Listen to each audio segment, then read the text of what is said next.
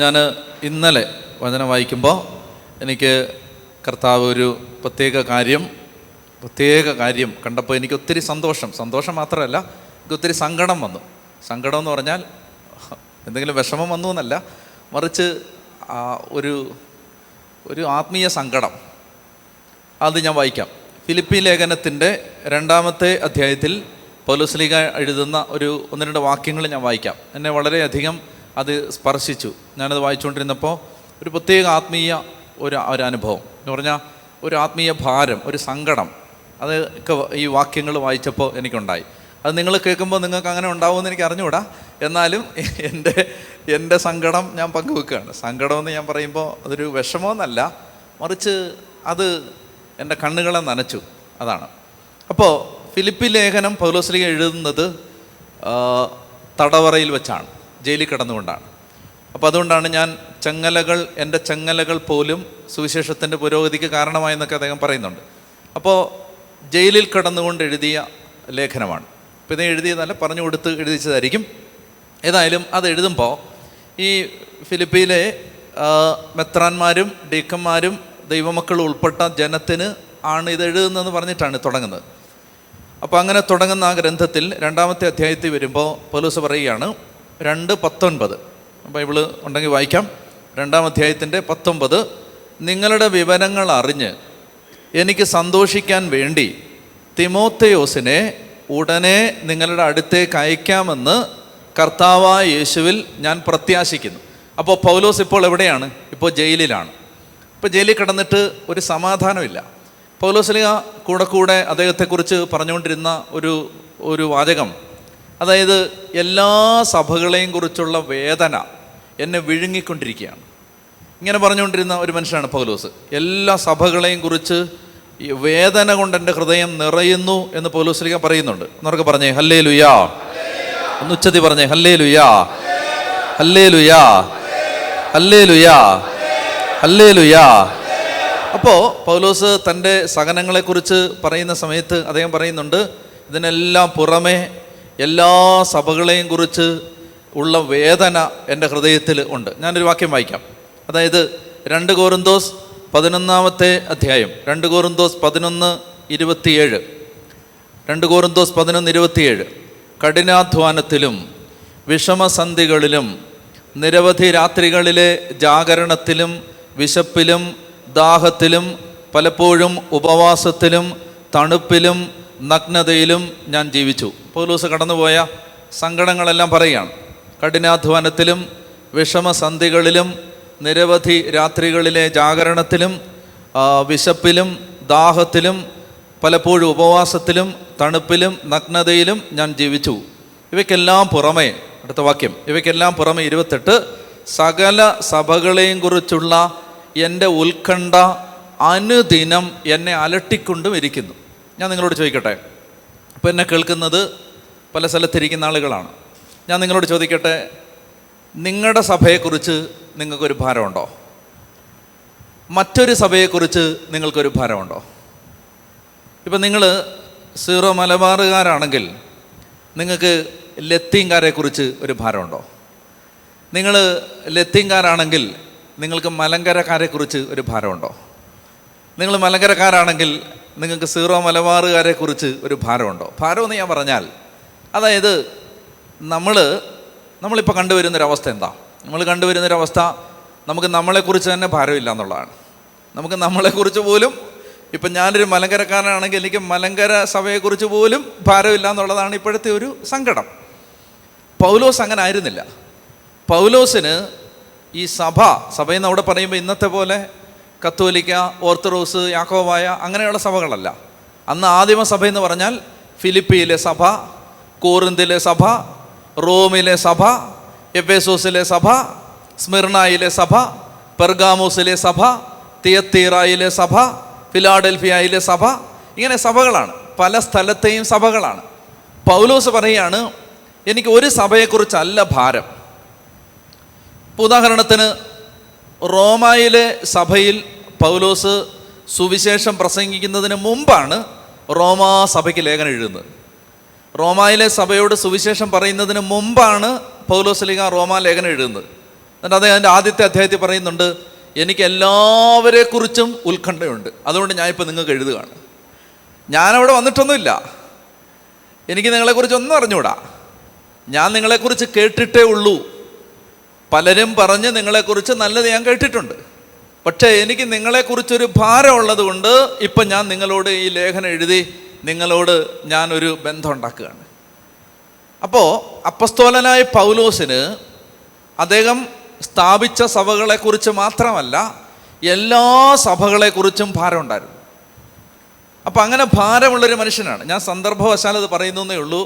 നമ്മൾ ഇന്ന് കാണുന്ന സഭയുടെ ഒരു അപകടം ആർക്കും ഒന്നിനെക്കുറിച്ചും ഭാരമില്ല എന്നുള്ളതാണ്. ഈ ഭാരം കുറവാണ് എന്നാ ഉള്ളവരുണ്ട്. ഇപ്പോൾ ഉദാഹരണത്തിന് ഞാൻ ഈ തിമോത്തിയോസിനെ കുറിച്ച് പറയും. തിമോത്തിയെക്കുറിച്ച് പറയാൻ എൻ്റെ മനസ്സിന് പ്രേരണ തന്നത് പല അനുഭവങ്ങളാണ്. ഉറക്കെ പറഞ്ഞേ ഹല്ലേലൂയാ, ഹല്ലേലൂയാ. ഭാരമുള്ള മനുഷ്യരാണ്. ഭാരം എന്ന് പറഞ്ഞാൽ അവർക്ക് അവരുടെ കാര്യത്തിലല്ല ഭാരം, അവരിങ്ങനെ ഇത് വേദനിപ്പിച്ചുകൊണ്ടിരിക്കുകയാണ്. എന്താണ് അവരെ വേദനിപ്പിക്കുന്നത്? അവരുടെ വീട്ടുകാര്യമല്ല, അവരുടെ കുടുംബത്തിൻ്റെ കാര്യമല്ല, അവരുടെ ജീവിതത്തിലെ പ്രയാസങ്ങളല്ല. അവരെ ഭാരപ്പെടുത്തുന്നത് കർത്താവിൻ്റെ സഭയെക്കുറിച്ചുള്ള ഭാരമാണ്. അതാണ് പൗലോസ് പറയുന്നത്, എനിക്ക് ഈ കഷ്ടപ്പാട്, കഠിനാധ്വാനം, ഉപവാസം, ജാഗരണം, പട്ടിണി, ഇതിനെല്ലാം പുറമെ ഇതെല്ലാം ഉണ്ട്. ഇതിനെല്ലാം പുറമെ സകല സഭകളെയും കുറിച്ചുള്ള ഉത്കണ്ഠ എന്നെ വിഴുങ്ങിക്കൊണ്ടിരിക്കുകയാണ്. ഇങ്ങനൊരു മനുഷ്യനായിരുന്നു പൗലോസ്ലീഹ. അപ്പോൾ അങ്ങനെ ഈ സകല സഭയെയും കുറിച്ച് ഭാരപ്പെട്ടിരുന്ന ആ മനുഷ്യൻ ജയിലിൽ കിടക്കുമ്പോൾ സമാധാനം വരുമോ? പറ. ഇപ്പം ജയിലിൽ കിടക്കുകയാണ്. ജയിലിൽ കിടക്കുമ്പോൾ തീരെ സമാധാനമില്ല. കാരണം എന്താണ്? ആ സഭയുടെ അവസ്ഥ എന്തായി? ഈ സഭയിലെ മക്കളുടെ അവസ്ഥ എന്തായി? കോറിന്തിലെ മക്കളുടെ അവസ്ഥ എന്തായി? എഫേസോസിലെ മക്കൾ വിശ്വാസം ത്യജിച്ചോ? അല്ലെങ്കിൽ റോമിലെ സഭയിലെ ആളുകളുടെ അവസ്ഥ എന്താണ്? അപ്പം ഈ ജയിലിൽ കിടക്കുമ്പോൾ ജയിലിൽ നിന്ന് എങ്ങനെ പുറത്തിറങ്ങാന്നല്ല അങ്ങനെയുള്ള മനുഷ്യർ ചിന്തിച്ചിരുന്നത്, ജയിലിൽ കിടന്നുകൊണ്ട് എങ്ങനെ സഭയെ ശക്തിപ്പെടുത്താന്നാണ് അവർ ചിന്തിച്ചുകൊണ്ടിരുന്നത്. പറഞ്ഞേ ഹല്ലേലൂയാ. ഞാൻ പറഞ്ഞു വരുന്നത്, ബൈബിളിനകത്ത് നിന്ന് പുറത്തു വരുന്ന മറഞ്ഞിരിക്കുന്ന ചിത്രങ്ങളാണ്. ബൈബിളിനകത്ത് നമ്മളിങ്ങനെ പുറത്തെടുക്കേണ്ട ചില കഥാപാത്രങ്ങളാണിത്. അതായത് ജയിലിൽ കിടന്നാൽ അവർ നാളുകൾ എണ്ണുന്നത് ഇനി എന്ന് ജാമ്യം കിട്ടുമെന്ന് ഓർത്തിട്ടല്ല, മറിച്ച് എന്ന് ജയിൽ മോചനത്തിൻ്റെ കടലാസ് വരുമെന്ന് ഓർത്തിട്ടല്ല. അവരെ ഭാരപ്പെടുത്തുന്നത് ഈ ജയിലിൽ കിടന്നുകൊണ്ട് എനിക്ക് എങ്ങനെ സഭയെ ശക്തിപ്പെടുത്താം. ഫിലിപ്പി ലേഖനത്തിൽ അങ്ങനെ ഒരു വാക്യമുണ്ട്. എന്നിട്ട് അദ്ദേഹം പറയുകയാണ്, എനിക്ക് സംഭവിച്ചതെല്ലാം. ഫിലിപ്പി ലേഖനം 1-ാം അധ്യായത്തിൻ്റെ 12-ാം വാക്യം, ഫിലിപ്പിയർ 1:12, സഹോദരങ്ങളെ, എനിക്ക് സംഭവിച്ചതെല്ലാം സുവിശേഷത്തിൻ്റെ പുരോഗതിക്ക് കാരണമായെന്ന് നിങ്ങൾ അറിയണമെന്ന് ഞാൻ ആഗ്രഹിക്കുന്നു. എനിക്കിപ്പോൾ സംഭവിച്ചെന്താ? കയ്യെ ചെങ്ങല കിടക്കുകയാണ്, കാലയിൽ ആമം കിടക്കുകയാണ്. ഒരു ചതുര വടിവിനപ്പുറത്തേക്ക്, ഈ ഇട്ടാവട്ടത്തിനപ്പുറത്തേക്ക് പുറത്തേക്ക് പോകാൻ സ്വാതന്ത്ര്യമില്ലാത്ത വിധം അയാൾ ആമം വെക്കപ്പെട്ട് ഇരുമ്പ് ചങ്ങലകളാൽ ബന്ധിക്കപ്പെട്ട് ഇരുമ്പഴികൾക്കകത്ത് ശ്വാസം എടുക്കാൻ മാത്രം സ്ഥലമുള്ള ഒരു അരണ്ട മുറിക്കകത്ത് അങ്ങനെ ബന്ധിക്കപ്പെട്ട് കിടക്കുമ്പോഴും ആ മനുഷ്യൻ പറയാണ്, എനിക്ക് സംഭവിച്ചതെല്ലാം സുവിശേഷത്തിന്റെ പുരോഗതിക്ക് കാരണമായി. അവർക്ക് പറഞ്ഞേ ഹല്ലേലൂയാ. അപ്പോൾ അങ്ങനെ ഫിലിപ്പിയിലെ ജയിലിൽ കിടക്കുന്ന പൗലോസ്ലീഹായ്ക്ക് സമാധാനമില്ല. ആരെ ഓർത്തിട്ട്? ഫിലിപ്പിയിലെ ജനങ്ങളെ ഓർത്തിട്ട് സമാധാനമില്ല. ജയിലിൽ കിടക്കുകയാണ്. അപ്പോൾ ഫിലിപ്പിയിലെ ജനങ്ങളെ ഓർത്ത് സമാധാനമില്ല. അപ്പോൾ അതുകൊണ്ട് അവരുടെ അടുത്തേക്ക് ആരെങ്കിലും വിടണം. അതായി പറയുന്നത്, നിങ്ങളുടെ അടുത്ത് നിങ്ങളുടെ വിവരങ്ങൾ അറിഞ്ഞ്, ഫിലിപ്പി 2:19, നിങ്ങളുടെ വിവരങ്ങൾ അറിഞ്ഞ് എനിക്ക് സന്തോഷിക്കാൻ വേണ്ടി. നിങ്ങൾ നോക്കിക്കേ, എൻ്റെ സന്തോഷം എവിടാ? നിങ്ങളെക്കുറിച്ചുള്ള വിവരം. നിങ്ങൾ നന്നായിട്ട് പോന്നു എന്നറിയുമ്പോൾ മക്കളെ എനിക്ക് സന്തോഷമാണ്. നിങ്ങൾ ആരെങ്കിലും വീണു എന്നറിഞ്ഞാൽ എനിക്ക് സങ്കടമാണ്. കൊറിന്തോസ് ലേഖനം നമ്മൾ നേരത്തെ വായിച്ച 11-ൽ, ആര് ബലഹീനനാകുമ്പോഴാണ് ഞാൻ ബലഹീനനാവാത്തത്? ആര് പരാജയപ്പെടുമ്പോഴാണ് എൻ്റെ ഹൃദയം കത്തിയെരിയാത്തത്? പൗലോസ് പറയുകയാണ്. അപ്പോൾ പൗലോസിൻ്റെ സന്തോഷം എന്താ? നിങ്ങൾക്ക് പൗലോസിനെ സന്തോഷിപ്പിക്കണമെങ്കിൽ ബർത്ത്ഡേ വിഷ് ചെയ്താലൊന്നും അദ്ദേഹം സന്തോഷിക്കില്ല. നിങ്ങൾക്ക് പൗലോസിനെ സന്തോഷിപ്പിക്കണമെങ്കിൽ ക്രിസ്മസ് കാർഡ് അയച്ചാലൊന്നും അദ്ദേഹം സന്തോഷിക്കില്ല. നിങ്ങൾക്ക് പൗലോസിനെ സന്തോഷിപ്പിക്കണമെങ്കിൽ ഒരു പാൻറ് ഷർട്ട് കൊടുത്താലൊന്നും അദ്ദേഹം സന്തോഷിക്കില്ല. 10,000 കൊടുത്താലും അദ്ദേഹം സന്തോഷിക്കില്ല. നിങ്ങൾക്ക് പൗലോസിനെ സന്തോഷിപ്പിക്കണമെങ്കിൽ നിങ്ങൾ സുവിശേഷ വേല ചെയ്യുന്നു എന്ന് അദ്ദേഹം കേട്ടാൽ അദ്ദേഹം സന്തോഷിക്കും. അവരൊക്കെ പറഞ്ഞേ ഹല്ലേലൂയാ. ഫിലിപ്പിയിലെ ജയിലിൽ കിടക്കുമ്പോൾ അദ്ദേഹം കേട്ടു ചില ആളുകൾ ഈ പൗലോസിനോടുള്ള അസൂയയും മാത്സര്യവും നിമിത്തം സുവിശേഷം പ്രസംഗിക്കുകയാണ്. മനസ്സിലായില്ലേ? പൗലോസിനെ ഇപ്പം ജയിലിൽ കിടക്കുകയാണ്. അപ്പോൾ പൗലോസ് പറഞ്ഞതൊന്നും ശരിയല്ല എന്നും പൗലോസിൻ്റെ പഠനങ്ങൾ തെറ്റാണെന്നും ഒക്കെ പറഞ്ഞിട്ട് പൗലോസിനോടുള്ള വാശി കൊണ്ട് ഞങ്ങൾ പറയുന്നതാണ് ശരിയെന്ന് പറഞ്ഞിട്ട് ചില ആളുകൾ സുവിശേഷം പ്രസംഗിക്കുകയാണ്. പൗലോസ് പറയുകയാണ്, മാത്സര്യം കൊണ്ടാണെങ്കിലും അസൂയ കൊണ്ടാണെങ്കിലും ഹല്ലേലൂയ, പ്രഘോഷിക്കപ്പെടുന്നത് കർത്താവാണല്ലോ. പറഞ്ഞേ ഹല്ലേലൂയ. ഇത് മനസ്സിലാവുന്നുണ്ടോ? അതായത് ഇതൊക്കെയാണ് ഈ മനുഷ്യൻ്റെ അവരുടെ അകത്ത് കിടക്കുന്ന സാധനം. ഈ അകത്ത് കിടക്കുന്ന സാധനം അതാണ്. അതായത് നിങ്ങൾ എന്നോടുള്ള വെറുപ്പ് കൊണ്ടാണ് ഇപ്പോൾ സുവിശേഷ വേല ചെയ്യുന്നത്. ഞാൻ ചെയ്തതൊന്നും ശരിയല്ല എന്നും നിങ്ങൾ ചെയ്യുന്നതാണ് ശരിയെന്നും ഞാൻ പറഞ്ഞതൊന്നും ശരിയല്ല എന്നും നിങ്ങൾ പറഞ്ഞതാണ് ശരിയെന്നൊക്കെ പറഞ്ഞിട്ടാണ് നിങ്ങളിപ്പോൾ സുവിശേഷം പറയുന്നത്. ഹല്ലേലൂയ, സന്തോഷം, സന്തോഷം. നിങ്ങൾ അസൂയ നിമിത്തമാണ്, നിങ്ങൾ മാത്സര്യ നിമിത്തമാണ്, എന്നോടുള്ള തീർത്താൽ തീരാത്ത വൈരാഗ്യ നിമിത്തമാണ് ഈ സുവിശേഷം പ്രസംഗിക്കുന്നതെങ്കിലും എനിക്ക് സന്തോഷം മാത്രമേ ഉള്ളൂ. കാരണം പ്രഘോഷിക്കപ്പെടുന്നത് എൻ്റെ കർത്താവാണല്ലോ. അവർക്ക് പറഞ്ഞേ ഹല്ലേലൂയ. അപ്പൊ ഞാൻ പറഞ്ഞു വരുന്നത് ഇതൊക്കെയാണ് ഇവരുടെ മനസ്സിൽ കിടക്കുന്ന സാധനം, അവരുടെ അകത്ത് കിടക്കുന്ന സാധനം അതാണ്. അപ്പോ പൗലോസ് പറയാണ്, എൻ്റെ സന്തോഷം എന്ന് പറഞ്ഞാൽ നിങ്ങൾ പാൻറ് വാങ്ങിച്ചു തന്നാൽ ഉണ്ടാകുന്ന സന്തോഷമല്ല. എൻ്റെ സന്തോഷം നിങ്ങൾ നന്നായിട്ട് പോകുന്നു എന്ന് അറിയുന്നതാണ്. നിങ്ങൾ ദൈവത്തെ ആരാധിക്കാൻ സഭായോഗത്തിന് എത്തുന്നു, ഞായറാഴ്ച ദിവസങ്ങളിൽ ദൈവാരാധനയ്ക്ക് എത്തുന്നു. എനിക്ക് മക്കളെ ജയിലിൽ കിടന്നാലും വേണ്ടില്ല, സന്തോഷമാണ്. നിങ്ങളാരും നശിച്ചു പോയില്ല, നിങ്ങളുടെ ആത്മാവ് താണുപോയില്ല, വീണുപോയില്ല, പാതാളക്കുഴിയിലേക്ക് നിബന്ധിച്ചില്ല എന്ന് കേട്ടാൽ എനിക്ക് സന്തോഷമാണ്. അതുകൊണ്ട് ഞാൻ എന്ത് ചെയ്തു, ഒരു സമാധാനവും ഇല്ലാത്തതുകൊണ്ട് ഞാൻ നിങ്ങളുടെ അടുത്തേക്ക് ആരെങ്കിലും ഒന്ന് വിടണമെന്ന് വിചാരിച്ചു. ഇതാണ് ഈ പറയുന്ന പശ്ചാത്തലം. പിടി കിട്ടിയോ? അപ്പോൾ എനിക്കൊരു സമാധാനം ഇല്ലാത്തതുകൊണ്ട് ഫിലിപ്പി 2:19 നിങ്ങളുടെ വിവരങ്ങൾ അറിഞ്ഞ് എനിക്ക് സന്തോഷിക്കാൻ വേണ്ടി തിമോത്തേയോസിനെ ഉടനെ നിങ്ങളുടെ അടുത്തേക്ക് അയക്കാമെന്ന് കർത്താവായ യേശുവിൽ ഞാൻ പ്രത്യാശിക്കുകയാണ്. അപ്പോൾ തിമോത്തിയോസ് എന്നെ കാണാൻ വരുമ്പോൾ ഞാൻ അവനോട് പറയാം, മോനെ നീ ഫിലിപ്പി ചെന്ന് അവരുടെ കാര്യമൊക്കെ തിരക്കിയിട്ട് വന്ന് എന്നോട് പറയണം, എനിക്ക് അവരെക്കുറിച്ച് അറിയാത്തതുകൊണ്ട് ഒരു സമാധാനവും ഇല്ല. എന്നിട്ട് അദ്ദേഹം പറയുകയാണ്, അവനെ പോലെ നിങ്ങളുടെ കാര്യത്തിൽ ആത്മാർത്ഥമായി താല്പര്യമുള്ള വേറൊരാൾ എനിക്കില്ല. ഇത് വായിച്ചപ്പോഴാണ് ഞാൻ കരഞ്ഞത്. മനസ്സിലായോ? പൗലോസ് ജയിലിൽ കിടന്നിട്ട് പറയാണ്, അവനെപ്പോലെ ഒരാൾ വേറെ എനിക്കില്ല.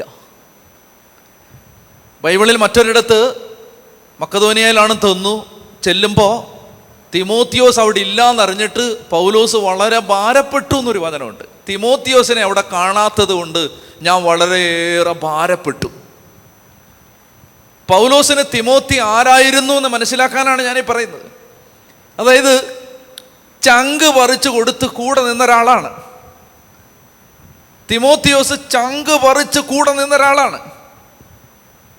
അപ്പോൾ അദ്ദേഹം പറയാണ്, അവനെപ്പോലെ നിങ്ങളുടെ കാര്യത്തിൽ താല്പര്യമുള്ള വേറൊരാൾ എൻ്റെ കൂടെ ഇല്ല. ഒരു 10-20 പേര് പൗലോസിൻ്റെ ടീമിലുണ്ടായിരുന്നു. നിങ്ങൾ വെറുതെ ഇരുന്നൊന്ന് എണ്ണിയാൽ മതി. ഈ പേരുകളൊക്കെ പറയുന്ന പേരുകളെല്ലാം ഈ സുവിശേഷ വേല ചെയ്യാൻ പോകുമ്പോൾ പൗലോസ് ഒറ്റയ്ക്കല്ല പോയിട്ടുള്ളത്. ഒരു 10-20 പേര് അവരുടെ കൂടെ ഉണ്ട്. ആ ഒരു 10-20 എണ്ണത്തെ ഇങ്ങനെ നിർത്തിയിട്ട് പറയാണ്, ഇവനെപ്പോലൊരുത്തൻ വേറെ ഇല്ല. പറഞ്ഞേ ഹല്ലേലൂയാ. ഞാൻ കരഞ്ഞ എന്തിനാണെന്നറിയാമോ? ദൈവമേ, എന്നെക്കുറിച്ച് നീ അത് പറയുമോന്ന് ഓർത്തിട്ടാണ്. എനിക്ക് വലിയ സങ്കടവും ഭാരവും വന്നത്. ഞാൻ ചാപ്പലിരുന്നാണ് ബൈബിള് വായിച്ചുകൊണ്ടിരുന്നത്. എനിക്ക് ഭയങ്കര സങ്കടവും നിലവിളിയും വന്നത്, ദൈവമേ നീ എന്നെക്കുറിച്ച് അങ്ങനെ പറയുമോ? പൗലോസ് പറയുമോ സ്വർഗത്തിൽ ഇരുന്ന്, ഇവനെപ്പോലെ നിങ്ങളുടെ കാര്യത്തിൽ താല്പര്യമുള്ള ഒരുത്തൻ ആ നാട്ടിലില്ല എന്ന് പറയുമോ? ഞാനത് ഓർത്തിട്ടാണ് സങ്കടപ്പെട്ടത്. ദൈവമേ അങ്ങനെ പറയുമോ? അങ്ങനെ എന്നെക്കുറിച്ച് പറയുമോ? ഉറക്കെ പറഞ്ഞേ ഹല്ലേലൂയാ, ഹല്ലേലൂയാ. അപ്പോൾ അവനെപ്പോലെ നിങ്ങളുടെ കാര്യത്തിൽ ആത്മാർത്ഥമായി താല്പര്യമുള്ള വേറൊരാൾ എനിക്കില്ല. അടുത്തത്, എല്ലാവരും അന്വേഷിക്കുന്നത് സ്വന്തം കാര്യമാണ്, യേശുക്രിസ്തുവിൻ്റെ കാര്യമല്ല. നിങ്ങൾ ആലോചിക്കണം, ഇത് കേൾക്കണം, ഇത് ദൈവമക്കൾ ഇത് കേൾക്കണം. അപ്പം നിങ്ങൾ വിചാരിക്കും, എന്താണ് നോമ്പിനെക്കുറിച്ച്, ഉപവാസത്തെക്കുറിച്ച്, വാതിൽ തുറക്കപ്പെടുന്നതിനെക്കുറിച്ച്, ചെങ്ങല അഴിയുന്നതിനെക്കുറിച്ചൊന്നും പറയാതെ ഞാൻ എന്തിനാ ഇത് പറയുന്നേ? എനിക്ക് പരിശുദ്ധാത്മാവ് ശക്തമായൊരു ബോധ്യം തന്നിട്ടുണ്ട്, മലയാളികളോട് ഇനി സുവിശേഷ വേലയെക്കുറിച്ച് മാത്രം പറഞ്ഞാൽ മതി. ഉറക്കെ പറഞ്ഞേ ഹല്ലേലൂയാ. മനസ്സിലായോ? പിണ്ണാക്കിനെ കുറിച്ചും തേങ്ങയെക്കുറിച്ചും മലയാളികളോട് പറയണ്ട. മലയാളികൾ അതെല്ലാം കേട്ട് അവർ പാല് കുടിക്കുന്ന പ്രായം കഴിഞ്ഞു. മലയാളി കേട്ടതുപോലെ ദൈവവചനം വേറൊരു ജനവും കേട്ടിട്ടില്ല. അതുകൊണ്ട് അവരോട് കപ്പലണ്ടിയെക്കുറിച്ചും കടലപ്പിണ്ണാക്കിനെ കുറിച്ചും പറയേണ്ട കാര്യമില്ല. അവരെക്കുറിച്ച് സുവിശേഷ വേല, മലയാളിയുടെ ജോലി സുവിശേഷ വേലയാണ്. അവർക്ക് പറഞ്ഞേ ഹല്ലേലൂയാ. അതിൻ്റെ കാരണം എന്തെന്നറിയാമോ? ഈ മലയാളി കേട്ടതുപോലെ സുവിശേഷം ലോകത്തൊരു ജനവും കേട്ടിട്ടില്ല. കേട്ടിട്ടുണ്ടോ? ഇല്ല. നിങ്ങൾ ലോകം മുഴുവൻ, ഇതാ ലോകം മുഴുവൻ വിരൽത്തുമ്പിലെത്തിയിരിക്കുകയല്ലേ. നിങ്ങൾ ചുറ്റും കണ്ണോടിച്ചോ, ഓരോ ഭാഷയിലുമുള്ള വചനപ്രഘോഷണങ്ങളെല്ലാം നിങ്ങൾ ശ്രദ്ധിച്ചോ. മലയാളി കേട്ടതുപോലെ ദൈവവചനം ലോകത്തൊരു ജനവും കേട്ടിട്ടില്ല. ഇനി അടുത്തത്, മലയാളി ചെന്നെത്തിയതുപോലെ ലോകത്തിൻ്റെ നാനാഭാഗങ്ങളിൽ വേറൊരു ജനതയും ചെന്നെത്തിയിട്ടില്ല. രണ്ടും കൂടെ ചേർത്ത് വായിച്ചേ. മലയാളിയുടെ ജോലിയാണ് ലോക സുവിശേഷവൽക്കരണം. ഉറക്കെ പറഞ്ഞേ ഹല്ലേലൂയാ. ഉറക്കെ പറഞ്ഞേ ഹല്ലേലൂയാ. അപ്പൊ അതുകൊണ്ട് ഈ നാളുകളിൽ മലയാളിയോട് എന്തെങ്കിലും പറയുന്നെങ്കിൽ സുവിശേഷ വേലയെക്കുറിച്ച് പറഞ്ഞാൽ മതി. വേറൊന്നും പറയേണ്ട കാര്യമില്ല. വേറൊന്നിനെ കുറിച്ച് ഇനി മലയാളി അറിയേണ്ട കാര്യമില്ല. അപ്പോ ശ്രദ്ധിച്ച് നിങ്ങളിത് മനസ്സിലാക്കണം. ഇവിടെ പൗലോസ് പറയാണ്, എല്ലാവരും അന്വേഷിക്കുന്നത് സ്വന്തം കാര്യമാണ്, യേശുക്രിസ്തുവിൻ്റെ കാര്യമല്ല. ഇന്ന് ഇത് എന്നോട് ഈ വചനം സംസാരിക്കണം, നിങ്ങളോട് സംസാരിക്കണം.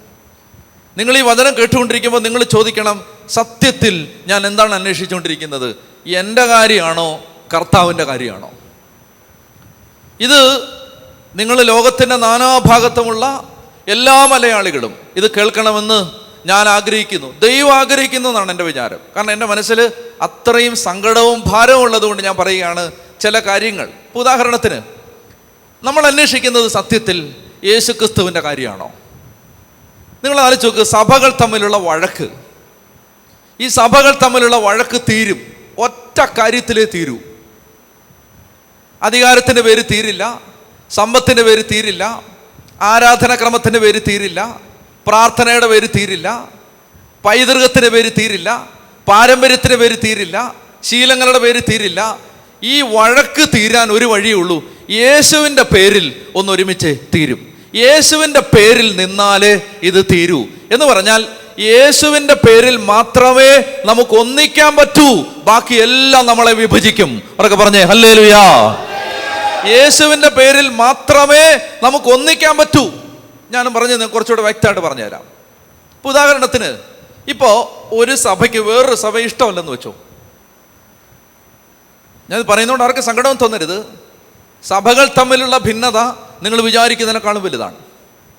സഭകൾ തമ്മിലുള്ള ഭിന്നത നിങ്ങൾ വിചാരിക്കുന്നതിനേക്കാളും വലുതാണ്. ഇപ്പോൾ ഒരു സഭയ്ക്ക് വേറൊരു സഭ ഇഷ്ടമില്ലെന്ന് വെച്ചോ, അത് ഏത് സഭയാവട്ടെ, ഒരു സഭയ്ക്ക് വേറൊരു സഭയെ താല്പര്യമില്ല.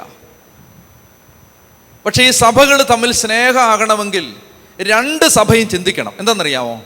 രണ്ട് സഭയും ഞങ്ങൾ യേശുക്രിസ്തുവിൻ്റെ നാമത്തെയാണ് ഉയർത്തേണ്ടത്.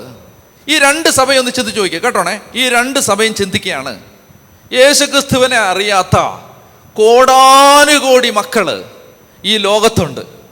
ഞങ്ങളും ആ മറ്റേ സഭയും ഒറ്റ വിഷയത്തിൽ ഒന്നാം സ്ഥാനം കൊടുക്കാൻ പോവാണ്. യേശുക്രിസ്തുവിനെ ലോകമെമ്പാടും പങ്കുവെച്ച് കൊടുക്കണം.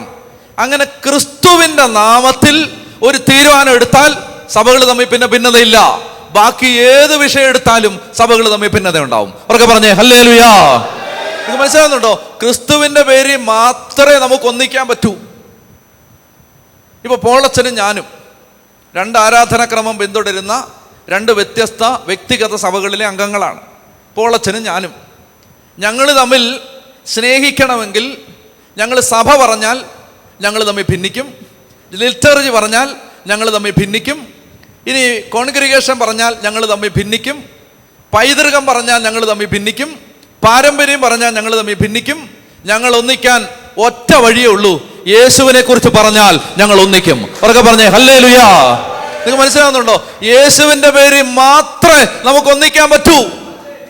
നമ്മൾ ഒന്നിക്കുന്നില്ലെങ്കിൽ അതിനൊറ്റ കാരണമേ ഉള്ളൂ, നമ്മൾ യേശുവിൻ്റെ പേരിലല്ല ഈ ഡ്രാമ കളിച്ചുകൊണ്ടിരിക്കുന്നത്, മറ്റ് പലതിൻ്റെയും പേരിലാണ്. അതുകൊണ്ടാണ് നമുക്ക് ഒന്നിക്കാൻ പറ്റാത്തത്. അവരൊക്കെ പറഞ്ഞേ ഹല്ലേലൂയാ. യേശുവാണ് നമ്മുടെ ഭാരമെങ്കിൽ, യേശുവിനെ അറിയിക്കുക എന്നുള്ളതാണ് നമ്മുടെ ലക്ഷ്യമെങ്കിൽ, യേശുവിനെ മഹത്വപ്പെടുത്തുക എന്നുള്ളതാണ് നമ്മുടെ വിഷയമെങ്കിൽ നമുക്കൊന്നാകാനേ പറ്റൂ, രണ്ടാവാൻ പറ്റില്ല. അവരൊക്കെ പറഞ്ഞേ ഹല്ലേലൂയാ. മനസ്സിലാവുന്നുണ്ടോ? അപ്പൊ ഇവിടെ പറയാണ് എല്ലാവരും അന്വേഷിക്കുന്നത് അവനവന്റെ കാര്യമാണ്, യേശുവിന്റെ കാര്യമല്ല. എല്ലാവരും അന്വേഷിക്കുന്നത് അവനവന്റെ കാര്യമാണ്, യേശുവിന്റെ കാര്യമല്ല. അതുകൊണ്ട് പൗലോസ് അവിടെ പറയാണ്, അവനെപ്പോലെ നിങ്ങളുടെ കാര്യത്തിൽ ആത്മാർത്ഥമായി താല്പര്യമുള്ള വേറൊരാൾ എനിക്കില്ല. എല്ലാവരും അന്വേഷിക്കുന്നത് സ്വന്തം കാര്യമാണ്, യേശുക്രിസ്തുവിൻ്റെ കാര്യമല്ല. എന്നാൽ തിമോത്തിയോസിൻ്റെ സ്വഭാവം നിങ്ങൾക്കറിയാമല്ലോ. പുത്രൻ പിതാവിനോടൊത്തെന്നതുപോലെ അവൻ എന്നോടൊത്ത് സുവിശേഷത്തിൻ്റെ ശുശ്രൂഷ ചെയ്തു. പറഞ്ഞേ ഹല്ലേലൂയാ, ഹല്ലേലൂയാ. ഞാനിത് വായിച്ചിട്ട് ബാക്കി ഞാൻ വായിച്ചില്ല. ഞാൻ ബൈബിൾ അടച്ചിട്ട് കുറേ സമയം ഇരുന്ന് കരഞ്ഞു. ഞാൻ പറയുന്നത് എന്തെന്നറിയാമോ? യേശുക്രിസ്തുവിൻ്റെ കാര്യമല്ല നമ്മൾ തിരക്കിക്കൊണ്ടിരിക്കുന്നത്. നമ്മുടെ കാര്യമാണ് നമ്മുടെ വിഷയം. ഒന്ന് എഴുന്നേറ്റേ. നമുക്ക് വേണ്ടത്, ഇപ്പോൾ ഈ സമയത്തൊന്ന് ശക്തമായിട്ട് പ്രാർത്ഥിക്കണം. നമുക്ക് വേണ്ടത് ഒരു ഭാരമാണ്. എന്ത് ഭാരമെന്നറിയാമോ? എല്ലാ സഭകളെയും കുറിച്ചുള്ള ഒരു ഭാരം. അപ്പോൾ ഓസ്ട്രേലിയയിലിരുന്ന് ഒരു കൂട്ടം മക്കൾ ഇപ്പോൾ ഇത് കേൾക്കുന്നുണ്ട്. ഓസ്ട്രേലിയയിൽ മലയാളികൾ ഭാരപ്പെടേണ്ടത് ഓസ്ട്രേലിയയിലെ മലയാളികളെ കുറിച്ചല്ല, ലോകമെമ്പാടുമുള്ള ദൈവത്തിൻ്റെ മക്കളെ കുറിച്ചാണ്. ഈ ഭാരമാണ് ഈ കാലഘട്ടത്തിലെ സഭയ്ക്കുണ്ടാവേണ്ടത്. കാരണം ഇത് അന്ത്യകാലമാണ്, അവസാന നാളുകളിൽ നമ്മൾ എത്തി നിൽക്കുകയാണ്. ഇനി എല്ലാം തീരാൻ അധിക സമയമൊന്നുമില്ല. അപ്പോൾ ലാസ്റ്റ് റൗണ്ട് കളി നടക്കുമ്പോൾ, ഫൈനൽ റൗണ്ടിൽ ഈ കളി മുന്നോട്ട് നീങ്ങുമ്പോൾ ഇനി നമുക്ക് വിഭജിച്ച് നിൽക്കാൻ പറ്റില്ല. ഒരു വിഷയത്തിൽ, ഒറ്റ വിഷയത്തിൽ ഹൃദയം ഏകാഗ്രമാകേണ്ട ഒരു കാലത്തെ നാം സമീപിച്ചിരിക്കുന്നു. ഒരു വിഷയത്തിൽ എല്ലാവരും ശ്രദ്ധ പുലർത്തണം. യേശു. എല്ലാവരും, തിമോത്തിയോട് പൗലോസ് പറയും, എല്ലാവരും സത്യം അറിയണമെന്നും എല്ലാവരും രക്ഷ പ്രാപിക്കണമെന്നുമാണ് ദൈവം ആഗ്രഹിക്കുന്നത്. ഞാൻ ചോദിക്കട്ടെ, അത് നമ്മുടെ ആഗ്രഹമാവുന്നുണ്ടോ? അത് നമ്മുടെ വീട്, നമ്മുടെ കുടുംബം, ഭാര്യ, ഭർത്താവ്, മക്കൾ, ഇതിനപ്പുറത്തേക്ക് അത് നമ്മളെ ഭാരപ്പെടുത്തുന്നുണ്ടോ? ഞാൻ കഴിഞ്ഞ ദിവസം ഒരു കുടുംബം എൻ്റെ അടുത്ത് വന്നു. അവർ ഒരു വിദേശ രാജ്യത്ത് ജോലി ചെയ്യുകയായിരുന്നു. കേരളത്തിൽ നിന്ന് ഒരിക്കലും ഒരു പണിയില്ലാതെ വിഷമിച്ച് നടന്ന കാലത്ത് ഒരു ജോലി കിട്ടി. ഒരു വിദേശ രാജ്യത്തേക്ക് പോകുമ്പോൾ ഒരു ജോലി കിട്ടാൻ വേണ്ടി അന്ന് ആ കുടുംബനാഥൻ കർത്താവിനോട് പറഞ്ഞു, ഒരു പണി തരാവോ? ഒരു ജോലി, അത്യാവശ്യം ജീവിക്കാനും കടം വീട്ടാനും. കർത്താവേ, ഒരു ജോലി തരാമോ? ഒരു ജോലി തരാമോ? ജോലി തന്നാൽ 10 കൊല്ലം പണിയെടുത്ത് കടമെല്ലാം വീട്ടിയിട്ട് ഞാൻ നിനക്ക് വേണ്ടി ജീവിക്കും. ഇങ്ങനെ വാക്ക് കൊടുത്തായിരുന്നു. പോയി നല്ല ജോലി കൊടുത്ത് കർത്താവ് 10 കൊല്ലം കഴിഞ്ഞു, 15 കൊല്ലം കഴിഞ്ഞു, 20 കൊല്ലം കഴിഞ്ഞു, മറ്റേ വാക്ക് മറന്നുപോയി. മനസ്സിലായോ? അതായത് 10 കൊല്ലം നല്ല നല്ല കാര്യങ്ങൾ താ, നീ എനിക്ക് വരുമാനം താ, 10 കൊല്ലം ഒരു നല്ല ജോലി താ കർത്താവേ, 10 കൊല്ലം വരുമാന മേഖല ഒന്ന് തുറന്നതാ, അത്യാവശ്യം കടമെല്ലാം ഒന്ന് വീട്ടി ഒന്ന് സ്റ്റേബിളായിട്ട് 10 കൊല്ലം കഴിഞ്ഞ് ഞാൻ നിനക്ക് വേണ്ടി എന്തെങ്കിലും ചെയ്യും. ഇങ്ങനെ വാക്ക് കൊടുത്തു. 10 കൊല്ലം കഴിഞ്ഞു, 15 കൊല്ലം കഴിഞ്ഞു, 20 കൊല്ലം കഴിഞ്ഞു. അങ്ങനെ ഇരിക്കുമ്പോഴാണ് ഒരിക്കൽ യൂട്യൂബിലൊരു പാട്ട് കേട്ട്, ആ പാട്ട് കഴിഞ്ഞ് അടുത്തത് വന്നത് എൻ്റെ പ്രസംഗമാണ്, ഡാനിയലച്ചൻ്റെ പ്രസംഗമാണ്. അത് കേട്ടപ്പോൾ അബ്രഹാം ഈജിപ്തിലേക്ക് പോയ കാര്യമാണ് പറയുന്നത്. ദൈവത്തിൻ്റെ വാക്ക് കേട്ടാതെ നെഗബിൽ നിന്ന് ഈജിപ്തിലേക്ക് പോയ അബ്രഹാമിനെ കുറിച്ചുള്ള ബൈബിൾ സ്റ്റഡി അതാ കേട്ടത്. അത് കേട്ടപ്പോൾ അകത്തുനിന്നൊരു ഭാരം വരാൻ തുടങ്ങി. ദൈവമേ, സത്യം പറഞ്ഞാൽ ഞാനും ഈ ഈജിപ്തിലോട്ടല്ലേ ഇപ്പോൾ കൊണ്ടിരിക്കുന്നത്. അങ്ങനെ മനസ്സിൽ പെട്ടെന്ന് ആത്മാവ് കുറ്റബോധവും പാപബോധവും കൊടുത്തു. പ്രിയപ്പെട്ട മക്കളെ, അധിക നാൾ കഴിയുന്നതിന് മുമ്പ് കർത്താവിൻ്റെ സന്നിധിയിലേക്ക് മടങ്ങി വേഗം വികാരിച്ചതിനടുത്ത് ചെന്നു. വർഷങ്ങളായിട്ടുള്ള നീണ്ട ഒരു കുമ്പസാരം നടത്തി. കുമ്പസാരം എല്ലാം കഴിഞ്ഞ് ഒരുപാട് വചനം കേൾക്കാൻ തുടങ്ങി, വചനം പഠിക്കാൻ തുടങ്ങി. എൻ്റെ അടുത്ത് വന്ന ആ കുടുംബം പറയുകയാണ്, അവിടുന്ന് ആ യൂറോപ്യൻ രാജ്യത്ത് നിന്ന് വലിയ സാലറി, വലിയൊരു കനത്ത തുക, നമ്മളൊക്കെ ചിന്തിച്ചാൽ അന്തം വിടുന്നൊരു തുക ശമ്പളം കിട്ടിക്കൊണ്ടിരുന്ന ജോലിയെല്ലാം കളഞ്ഞിട്ട് നാട്ടിൽ ജോലി ഉപേക്ഷിച്ച് നാട്ടിൽ വന്ന് ഇന്ന് കർത്താവിന് വേണ്ടി ജീവിക്കുകയാണ്. അവരൊക്കെ പറഞ്ഞേ ഹല്ലേലൂയാ, ഹല്ലേലൂയാ. അപ്പോൾ ഞാൻ പറഞ്ഞു വരുന്നത്, ഇങ്ങനെ ചിന്തിക്കാൻ ഒരു കുടുംബത്തെ. അപ്പം ഞാൻ ആ കുടുംബത്തോട് സംസാരിച്ചുകൊണ്ടിരുന്നപ്പോൾ എൻ്റെ മനസ്സിൽ വന്നത്, ദൈവമേ, അന്യം നിന്ന് പോയിട്ടില്ല, വംശനാശം വന്നിട്ടില്ല അങ്ങനെ ഒരു ജനുസിന്. ഇപ്പോഴും ഉണ്ട് അങ്ങനെയുള്ള കുടുംബങ്ങൾ, ഇപ്പോഴും ഉണ്ട്.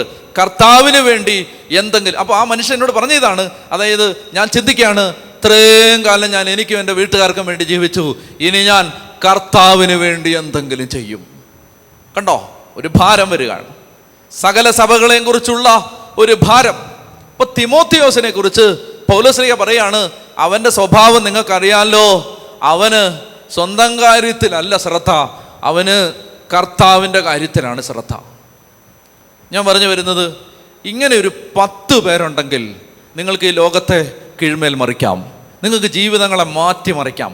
ഒരു 10 പേര് തലങ്ങും വിലങ്ങും നോക്കാതെ, സ്വന്തം കാര്യം നോക്കാതെ, കർത്താവിനെ പ്രതി, കർത്താവല്ലാതെ മറ്റൊരു ലക്ഷ്യമില്ലാത്ത ഒരു 10 എണ്ണം നിങ്ങളുടെ കൂടെ ഉണ്ടെങ്കിൽ നിങ്ങൾക്ക് ഈ ലോകത്തെ കീഴ്മേൽ മറിക്കാം. ഉറക്കെ പറഞ്ഞേ ഹല്ലേലൂയാ.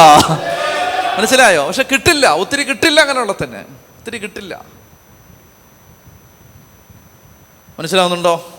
അതുകൊണ്ട് ഈ സമയത്തൊന്ന് പ്രാർത്ഥിക്ക്. ഓസ്ട്രേലിയയിൽ, ഇംഗ്ലണ്ടിൽ, അയർലൻഡിൽ, ജപ്പാനിൽ, ജർമ്മനിയിൽ, ഏഷ്യൻ രാജ്യങ്ങളിൽ, ചൈനയിൽ, സിംഗപ്പൂരിൽ എല്ലാം അനേകം ദൈവമക്കളുണ്ടാവട്ടെ. ആരെപ്പോലുള്ള? തിമോത്തിയോസിനെ പോലുള്ള ദൈവമക്കൾ ഉണ്ടാവട്ടെ എന്ന് പ്രാർത്ഥിക്കണം. തിമോത്തിയോസ് സ്വന്തം കാര്യമല്ല, കർത്താവിൻ്റെ കാര്യമാണ് എനിക്ക് വലുത് എന്ന് പറയുന്നൊരു 10 എണ്ണം ഒരു രാജ്യത്തുണ്ടെങ്കിൽ ആ രാജ്യം യേശുവിനെ അറിയും. അവരൊക്കെ പറഞ്ഞേ ഹല്ലേലൂയാ. ഞാൻ ആന്ധ്രാപ്രദേശുകാരൻ അച്ഛൻ്റെ കാര്യം പറഞ്ഞില്ലേ? അപ്പോൾ അമേരിക്കൻ പൗരത്വം പുല്ലുവല ചവറ്റുകൊട്ടയിലെറിഞ്ഞു. അമേരിക്കൻ സിറ്റിസൺ ആവുന്നതല്ല പ്രധാനം, സ്വർഗത്തിന്റെ പൗരനാവുന്നതാണ് പ്രധാനം എന്നത് ഹൃദയത്തിൽ ഒരു ഭാരമായപ്പോൾ അമേരിക്കൻ സിറ്റിസൺഷിപ്പ് ഒറ്റയേറ് കൊടുത്തു. സൈക്കാട്രിക് ഡോക്ടറായിട്ട് നിങ്ങൾ വലിയ മില്യനും ബില്യനും ഉണ്ടാക്കാൻ പറ്റുന്ന ജോലി. ഡോക്ടർ എന്നൊക്കെ പറഞ്ഞാൽ എന്നാ അവിടെ? ഒരു മെഡിക്കൽ ഓഫീസർ എന്ന് പറഞ്ഞാൽ എന്നാ പോലെ ആളുകൾ എന്ന് പറഞ്ഞാൽ നമ്മൾ ചിന്തിക്കുന്ന പോലല്ല. അപ്പൊ അത്രയും മണിക്കൂറിന് ഒരുപാട് ഡോളറുകൾ ഉണ്ടാക്കാൻ പറ്റുന്ന ഒരു ജോലി, അത് പുല്ലുവില പോലെ തൃണവത് ഗണിച്ചുകൊണ്ട് ചവറ്റുകൊട്ടയിൽ എറിഞ്ഞിട്ട് ഒറീസയുടെ വിദൂര ഗ്രാമങ്ങളിൽ യേശുക്രിസ്തുവിനെ പങ്കുവെക്കാൻ ഇറങ്ങി നടക്കുന്ന ഒരച്ഛൻ. പ്രിയപ്പെട്ട സഹോദരങ്ങളെ, തിമോത്തിയോസ് അന്യം നിന്നിട്ടില്ല. തിമോത്തിയോസ് മരിച്ചു മണ്ണടിഞ്ഞിട്ടില്ല. നമുക്ക് വേണ്ട എന്തെന്നറിയാമോ? ആഗ്രഹിക്കണം, ദാഹിക്കണം. ലോകമെമ്പാടുമുള്ള സുവിശേഷം കേൾക്കാൻ ഭാഗ്യം കിട്ടിയ ദൈവമക്കള് ദാഹിക്കണം. കർത്താവേ, എനിക്ക് തിമോത്തിയോസിന്റെ ഒരു മനസ്സ് തരാവോ? തിമോത്തിയോസിനെ പോലെ ഇടം വലം തിരിയാതെ കർത്താവിന്റെ കാര്യമാണ് എനിക്ക് വലുത് എന്ന് ചിന്തിക്കാൻ പറ്റുന്ന, എന്ന് മാത്രം ചിന്തിക്കുന്ന ഒരു മനസ്സ് എനിക്ക് തരാമോ? എനിക്ക് എന്ത് സംഭവിച്ചാലും അത് വിഷയമല്ല എന്ന് ചിന്തിക്കാൻ പറ്റുന്ന ഒരു മനസ്സ് എനിക്ക് തരാമോ? അപ്പൊ തിമോത്തിയോസിനെ കുറിച്ച് പൗലോസ്ലീഹായുടെ ഒരു അഭിപ്രായം. ഇപ്പോൾ ഫിലിപ്പി ലേഖനത്തിൽ 2-ാം അധ്യായത്തിൽ 19 മുതലുള്ള വാക്യങ്ങളിൽ നമ്മൾ വായിച്ചത്, അവനെപ്പോലെ നിങ്ങളുടെ കാര്യത്തിൽ താല്പര്യമുള്ള മറ്റൊരാൾ എനിക്കില്ല. അപ്പോൾ പൗലോസ്ലീഹായെ സംബന്ധിച്ച് ഒരു മകനോടെന്നവണ്ണം സ്നേഹമുണ്ടായിരുന്ന, പൗലോസ് സ്നേഹിച്ചിരുന്ന ആളാണ് തിമോത്തിയോസ്. നമുക്ക് തിമോത്തിയോസിൻ്റെ 2-ാം ലേഖനത്തിൽ പൗലോസ്ലീഹ തിമോത്തിയോസിന് എഴുതിയ ഒരു കത്താണത്, ഒരു പേഴ്സണൽ ലെറ്ററാണത്. അതൊരു വ്യക്തിപരമായി നമ്മൾ എഴുത്തയക്കുന്നത് പോലെ നിങ്ങൾ ഇപ്പോൾ എഴുത്തയക്കാറില്ല. നമ്മളിവിടെ വരുന്ന എഴുത്തിന് വല്ലപ്പോഴുമൊക്കെ ചില അത്യാവശ്യ എഴുത്തുകൾക്ക് മറുപടി അയക്കാറുണ്ട്. അപ്പോൾ ഇപ്പോൾ എഴുത്തയക്കുന്നവർ കുറവാണ്. അപ്പോൾ എഴുത്തിൻ്റെ ഒരു ഹൃദ്യത ഇന്നത്തെ ആളുകൾക്ക് മനസ്സിലാവില്ല. പണ്ടൊക്കെയാണ് എഴുത്ത് വരുമ്പോഴുള്ള ആ വികാര തീവ്രമായ മുഹൂർത്തങ്ങൾ നമുക്കറിയില്ല. എൻ്റെ കയ്യിൽ എവിടെയോ ഉണ്ട്. എൻ്റെ അമ്മ, ഞാൻ മൈനസ് സെമിനാരി പഠിക്കുമ്പോൾ എനിക്ക് എഴുതുന്ന എഴുത്തുകളുണ്ട്. അപ്പോൾ അത് ഇളയ പെങ്ങളെ കൊണ്ട് എഴുതിപ്പിച്ച് ഇങ്ങനെ അയക്കും. അപ്പോൾ അത് എൻ്റെ കയ്യിൽ എവിടെയോ ഉണ്ടത്. 1-2 ഞാനിങ്ങനെ കളയാതെ വെച്ചിട്ടുണ്ടായിരുന്നു. പണ്ടത്തെ വീട്ടിലെ പ്രാരാബ്ദവും പ്രയാസവും സങ്കടമൊക്കെ പറഞ്ഞുകൊണ്ട് എഴുതുന്ന എഴുത്തുകളാണ്. ഒരു 5-6 സെൻറ്റൻസൊക്കെ കാണും. പക്ഷേ ഒരു എഴുത്ത് എന്ന് പറയുന്നത് ആ എഴുത്തിനകത്ത് എഴുതുന്ന ആളുടെ ഹൃദയമുണ്ട്. ഈ ടെക്സ്റ്റ് മെസ്സേജ് അയക്കുന്ന പോലെ അല്ലത്, വാട്സപ്പിലെ ചാറ്റിങ് പോലെ അല്ലത്. അത് എഴുത്തിനകത്ത് എഴുതുന്ന ആളുടെ ഹൃദയമുണ്ട്. അപ്പോൾ അതുകൊണ്ട് എഴുത്ത് വളരെ പ്രധാനം. അതുകൊണ്ടാണ് പണ്ടൊക്കെ സ്കൂളിലൊക്കെ പിള്ളേർ എഴുത്ത് കൊടുക്കുമായിരുന്നു അങ്ങോട്ടും ഇങ്ങോട്ടും. നിങ്ങളുടെ മനസ്സിലൊക്കെ നല്ല നല്ല ഓർമ്മകൾ വരും ഞാനിത് പറയുമ്പോൾ. എൻ്റെ കൂടെ പണ്ട് ഞാനങ്ങ് ഒരു മലയോര ഗ്രാമത്തിൽ, അതായത് സ്ഥലം പറയുന്നതുകൊണ്ട് വിരോധമില്ല, തണ്ണിത്തോടെന്ന് പറയുന്ന സ്ഥലത്ത്, അവിടെയാണ് ഞാൻ ആദ്യമായിട്ട് അച്ഛനായിട്ട് ശുശ്രൂഷ ചെയ്തത്.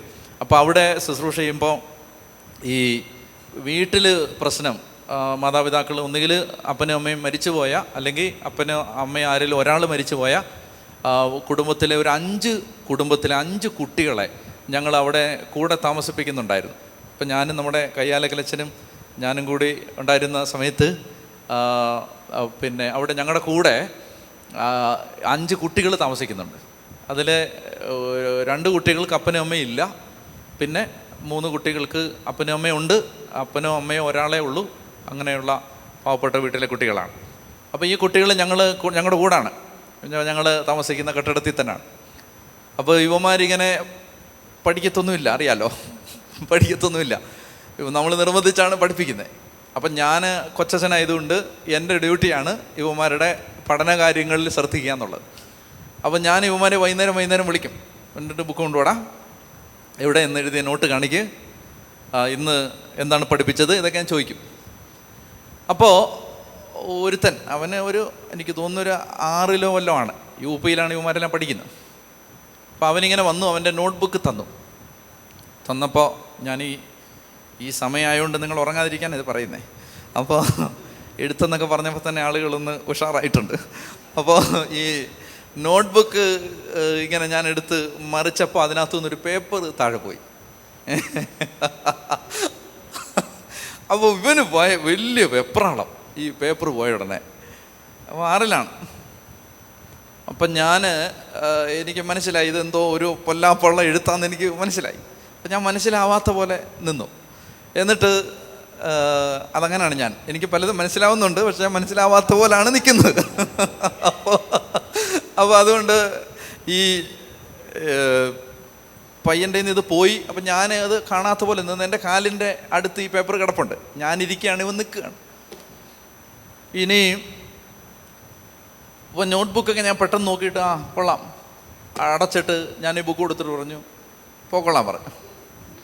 ഇവൻ പോകത്തില്ല നിങ്ങൾക്ക് അറിയാമല്ലോ, കാരണം അവൻ്റെ ഹൃദയം ഇവിടെ കിടക്കുകയാണ്, അവൻ പോവോ?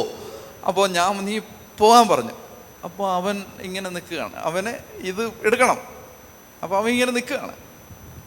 അപ്പം ഞാൻ ഈ എഴുത്തിൻ്റെ അടുത്തോട്ടെൻ്റെ കാല് നീക്കി വെച്ച് ഇവനെ പെട്ടെന്ന് എടുക്കുക, ചാടി എടുത്ത് വിഴുങ്ങുപോലും ചെയ്ത എഴുത്ത് പോയില്ലേ. അതുകൊണ്ട് ഇവനെല്ലാം ഇത് പോവില്ല, അവനിങ്ങനെ നിൽക്കുകയാണ്. നീ പോടാ പോ. അവൻ ഇങ്ങനെ നിൽക്കുകയാണ്, ഇങ്ങനെ നിൽക്കുകയാണ്, പോടാ. ഞാൻ ഇവനോട് ഒരു തള്ളു കൊടുത്തു, പോടാ. എന്നിട്ട് അവനിങ്ങനെ കറങ്ങി നിൽക്കുകയാണ്. ഞാൻ ഈ എഴുത്തെടുത്ത് എനിക്ക് മനസ്സിലായി സംഭവം ഇതാണ്. അപ്പോൾ അതിനകത്ത് കൃത്യവാക്കുകൾ ഞാൻ ഓർക്കുന്നില്ല, ഏതാണ്ടൊക്കെ ഞാൻ പറഞ്ഞുതരാം. എൻ്റെ മാനസവാടിയിലെ ഹൃദയ വീണ മീട്ടാൻ നീ വരുമോ? ഞാൻ പറഞ്ഞു നിന്നെ വിടാടാ, നിന്നെ ഞാൻ വിടാം. 5 കാശ് കയ്യിലെടുക്കാനില്ലാത്ത കാലമാണത്. ആ കാലത്താണ് യുവമാരെ പോറ്റിക്കൊണ്ടിരിക്കുന്നത്. നിന്നെ വീണ മീട്ടാൻ വിടാം. വീണ പോയിട്ട് ഇവിടെ ചോറ് വാങ്ങിക്കാൻ കാശില്ല. എഴുത്തിനെ കുറിച്ച് ഞാൻ പറഞ്ഞതേ ഉള്ളൂ. എഴുതുന്ന ആളുടെ ഹൃദയമാണ് ഹൃദയം. ഉറക്കെ പറഞ്ഞേ ഹല്ലേലൂയാ. പോട്ടെ, ആവശ്യമില്ലാത്തൊക്കെ പറഞ്ഞ സമയങ്ങൾ നോക്കി. അപ്പോൾ ഇവിടെ ഒരു എഴുതുകയാണ് പൗലോസ്. അപ്പോൾ നിങ്ങൾക്ക് മനസ്സിലായല്ലോ എന്ത് റേഞ്ചിലാണ് പൗലോസ് തിമോത്തിയോസിനെ സ്നേഹിച്ചിരുന്നത്. അപ്പോൾ അത്രയും ഹൃദയം ചങ്ക് പറിച്ച് സ്നേഹിച്ചിരുന്ന അപ്പൻ, പൗലോസ് കല്യാണം കഴിച്ച ആളല്ലായിരുന്നു, അപ്പോൾ മക്കളൊന്നുമില്ല. അപ്പോൾ മകനെ പോലെ സ്നേഹിച്ചിരുന്ന ആളാണ് തിമോത്തിയോസ്. അപ്പോൾ ആ തിമോത്തിയോസിനോട് അത്രയും സ്നേഹം ഉണ്ടായിരുന്ന തിമോത്തിയോസിനെ എഴുതുന്ന കത്താണ്. അപ്പോൾ അതിനകത്ത് നല്ല സാധനങ്ങൾ കാണും. കാരണം എന്താണ്, എല്ലാവരോടും പറയുന്ന സാധനം അല്ല ഇത്. അത് വളരെ ഹൃദയ അടുപ്പമുള്ളവരോട് പൗലോസ് പറയുന്ന ഹൃദയ രഹസ്യങ്ങൾ അതിനകത്തുണ്ട്. അതുകൊണ്ട് ഞാൻ ഈ 2-ാം ലേഖനത്തിൽ നിന്ന് ചില വാക്യങ്ങൾ വായിച്ച് വിശദീകരിക്കാനാണ് ആഗ്രഹിക്കുന്നത്. ഉറക്കെ പറഞ്ഞേ ഹല്ലേലൂയാ. അപ്പോൾ നമുക്കെടുക്കാം തിമോത്തിയോസിനെ പൗലോസിലേക്ക് എഴുതിയ 2-ാം ലേഖനത്തിൻ്റെ 1-ാമത്തെ അധ്യായത്തിൻ്റെ 1 മുതലുള്ള വാക്യങ്ങൾ.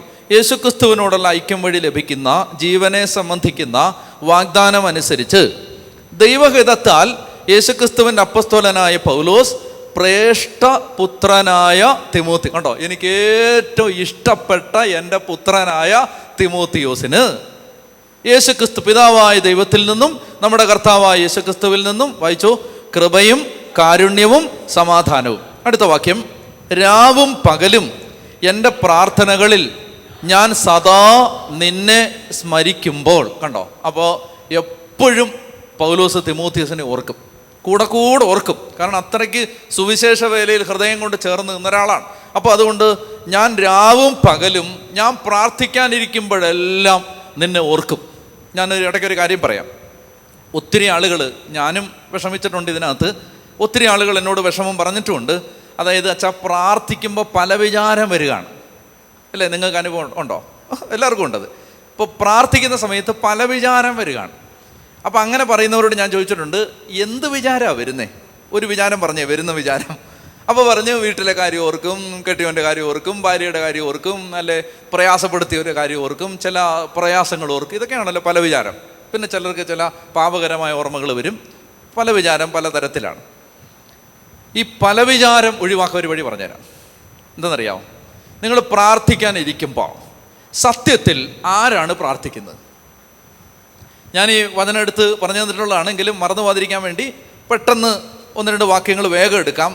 സത്യത്തിൽ പ്രാർത്ഥിക്കുന്നത് കർത്താവാണ്. അവർക്ക് പറഞ്ഞേ ഹല്ലേലൂയാ എന്ന് വെച്ചത് പറഞ്ഞേ ഹാലേലൂയാ, ഹാലേലൂയാ.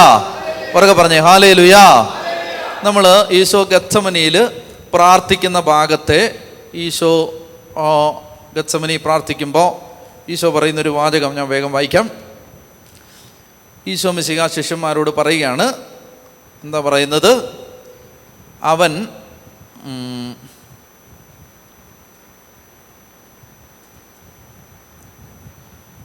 നമുക്ക് മർക്കോസിൻ്റെ സുവിശേഷത്തിൽ നിന്ന് വായിക്കാം. നോക്കട്ടെ, ഞാൻ ഉദ്ദേശിക്കുന്ന സാധനം മർക്കോസിൻ്റെ സുവിശേഷത്തിലാണെന്ന് തോന്നുന്നു.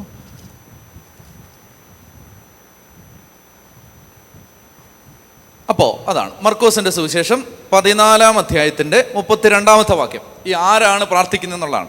മർക്കോസ് 14:32 വായിച്ചേ. മർക്കോസ് 14:32. അവർ ഗത്സമനി എന്ന് വിളിക്കപ്പെടുന്ന സ്ഥലത്തെത്തി. അവൻ ശിഷ്യന്മാരോട് പറഞ്ഞു, ഞാൻ പ്രാർത്ഥിക്കുമ്പോൾ നിങ്ങൾ ഇവിടെ ഇരിക്കുവിൻ. അപ്പോൾ ആരാണ് പ്രാർത്ഥിക്കുന്നത്? ഞാൻ. യേശു പറയാണ്, നിങ്ങൾ ഇരുന്നാൽ മതി, ഞാൻ പ്രാർത്ഥിച്ചോളാം. നിങ്ങൾ ഇരുന്നാൽ മതി, ഞാൻ പ്രാർത്ഥിച്ചോളാം. ഇപ്പോൾ മനസ്സിലായല്ലോ? യഥാർത്ഥത്തിൽ ശിഷ്യന്മാരും യേശുവും കൂടി ഇരിക്കുമ്പോൾ പ്രാർത്ഥിക്കുന്നത് യേശുവാണ്. ഇനി റോമർ 8 നമുക്ക് പരിചയമുള്ള മറ്റൊരു വാക്യമുണ്ട്. എന്താണ്? വേണ്ട വിധം പ്രാർത്ഥിക്കേണ്ടത് എങ്ങനെയെന്ന് നമുക്ക് അറിഞ്ഞുകൂടാ വേണ്ട വിധം പ്രാർത്ഥിക്കേണ്ടത് എങ്ങനെയാന്ന്. അത് ഞാൻ നിങ്ങൾക്ക് പറഞ്ഞു തന്നിട്ടുണ്ടോ എന്ന് അറിയില്ല. അതൊന്ന് മനസ്സിലാക്കുന്ന നല്ലതാണ്. എന്താ അറിയോ? എന്താ ഈ വേണ്ട വിധം പ്രാർത്ഥിക്കേണ്ടത് എങ്ങനെയെന്ന്? നമ്മൾ എന്താണ് ശരിക്കും പ്രാർത്ഥിക്കേണ്ടത്? പറയാവോ? പറഞ്ഞാൽ ഒരു കുതിരപ്പവൻ സമ്മാനം. അത് ഇതുവരെ കണ്ടിട്ടില്ല, ഈ കുതിരപ്പവൻ. അപ്പോൾ ഈ എന്താണ് നമ്മൾ യഥാർത്ഥത്തിൽ പ്രാർത്ഥിക്കേണ്ടത്? ക്രിസ്ത്യാനിക്ക് പ്രാർത്ഥിക്കാൻ ഒറ്റ കാര്യമുള്ളൂ. പറയാവോ? നമുക്ക് എന്താവണം? എന്താണ് നമ്മുടെ ലക്ഷ്യം? പറ, എന്താണ് നമ്മുടെ ലക്ഷ്യം? നിത്യരക്ഷ. എന്നാലും കുറച്ചുകൂടെ കൃത്യമായിട്ട് ബൈബിൾ പറയുന്നത് പോലെ പറഞ്ഞാൽ, നമ്മളെ എന്തിനാണ് ദൈവം ലോകസ്ഥാപനത്തിന് മുമ്പേ തിരഞ്ഞെടുത്തത്? എന്തിനാണെന്നറിയാമോ? അത് റോമർ 8 തന്നെ കിടപ്പുണ്ട്. അതെന്നറിയുന്ന നല്ലതാണ്. അതായത് നമ്മളെ ദൈവം തിരഞ്ഞെടുത്തതിന് ഒറ്റ ഉദ്ദേശമേ ഉള്ളൂ. അതായത് എന്തിനാണ്? റോമാ ലേഖനം 8-ാം അധ്യായത്തിൽ ഇത് വ്യക്തമായിട്ട് പറഞ്ഞിട്ടുണ്ട്. റോമർ 8:29. റോമർ 8:29.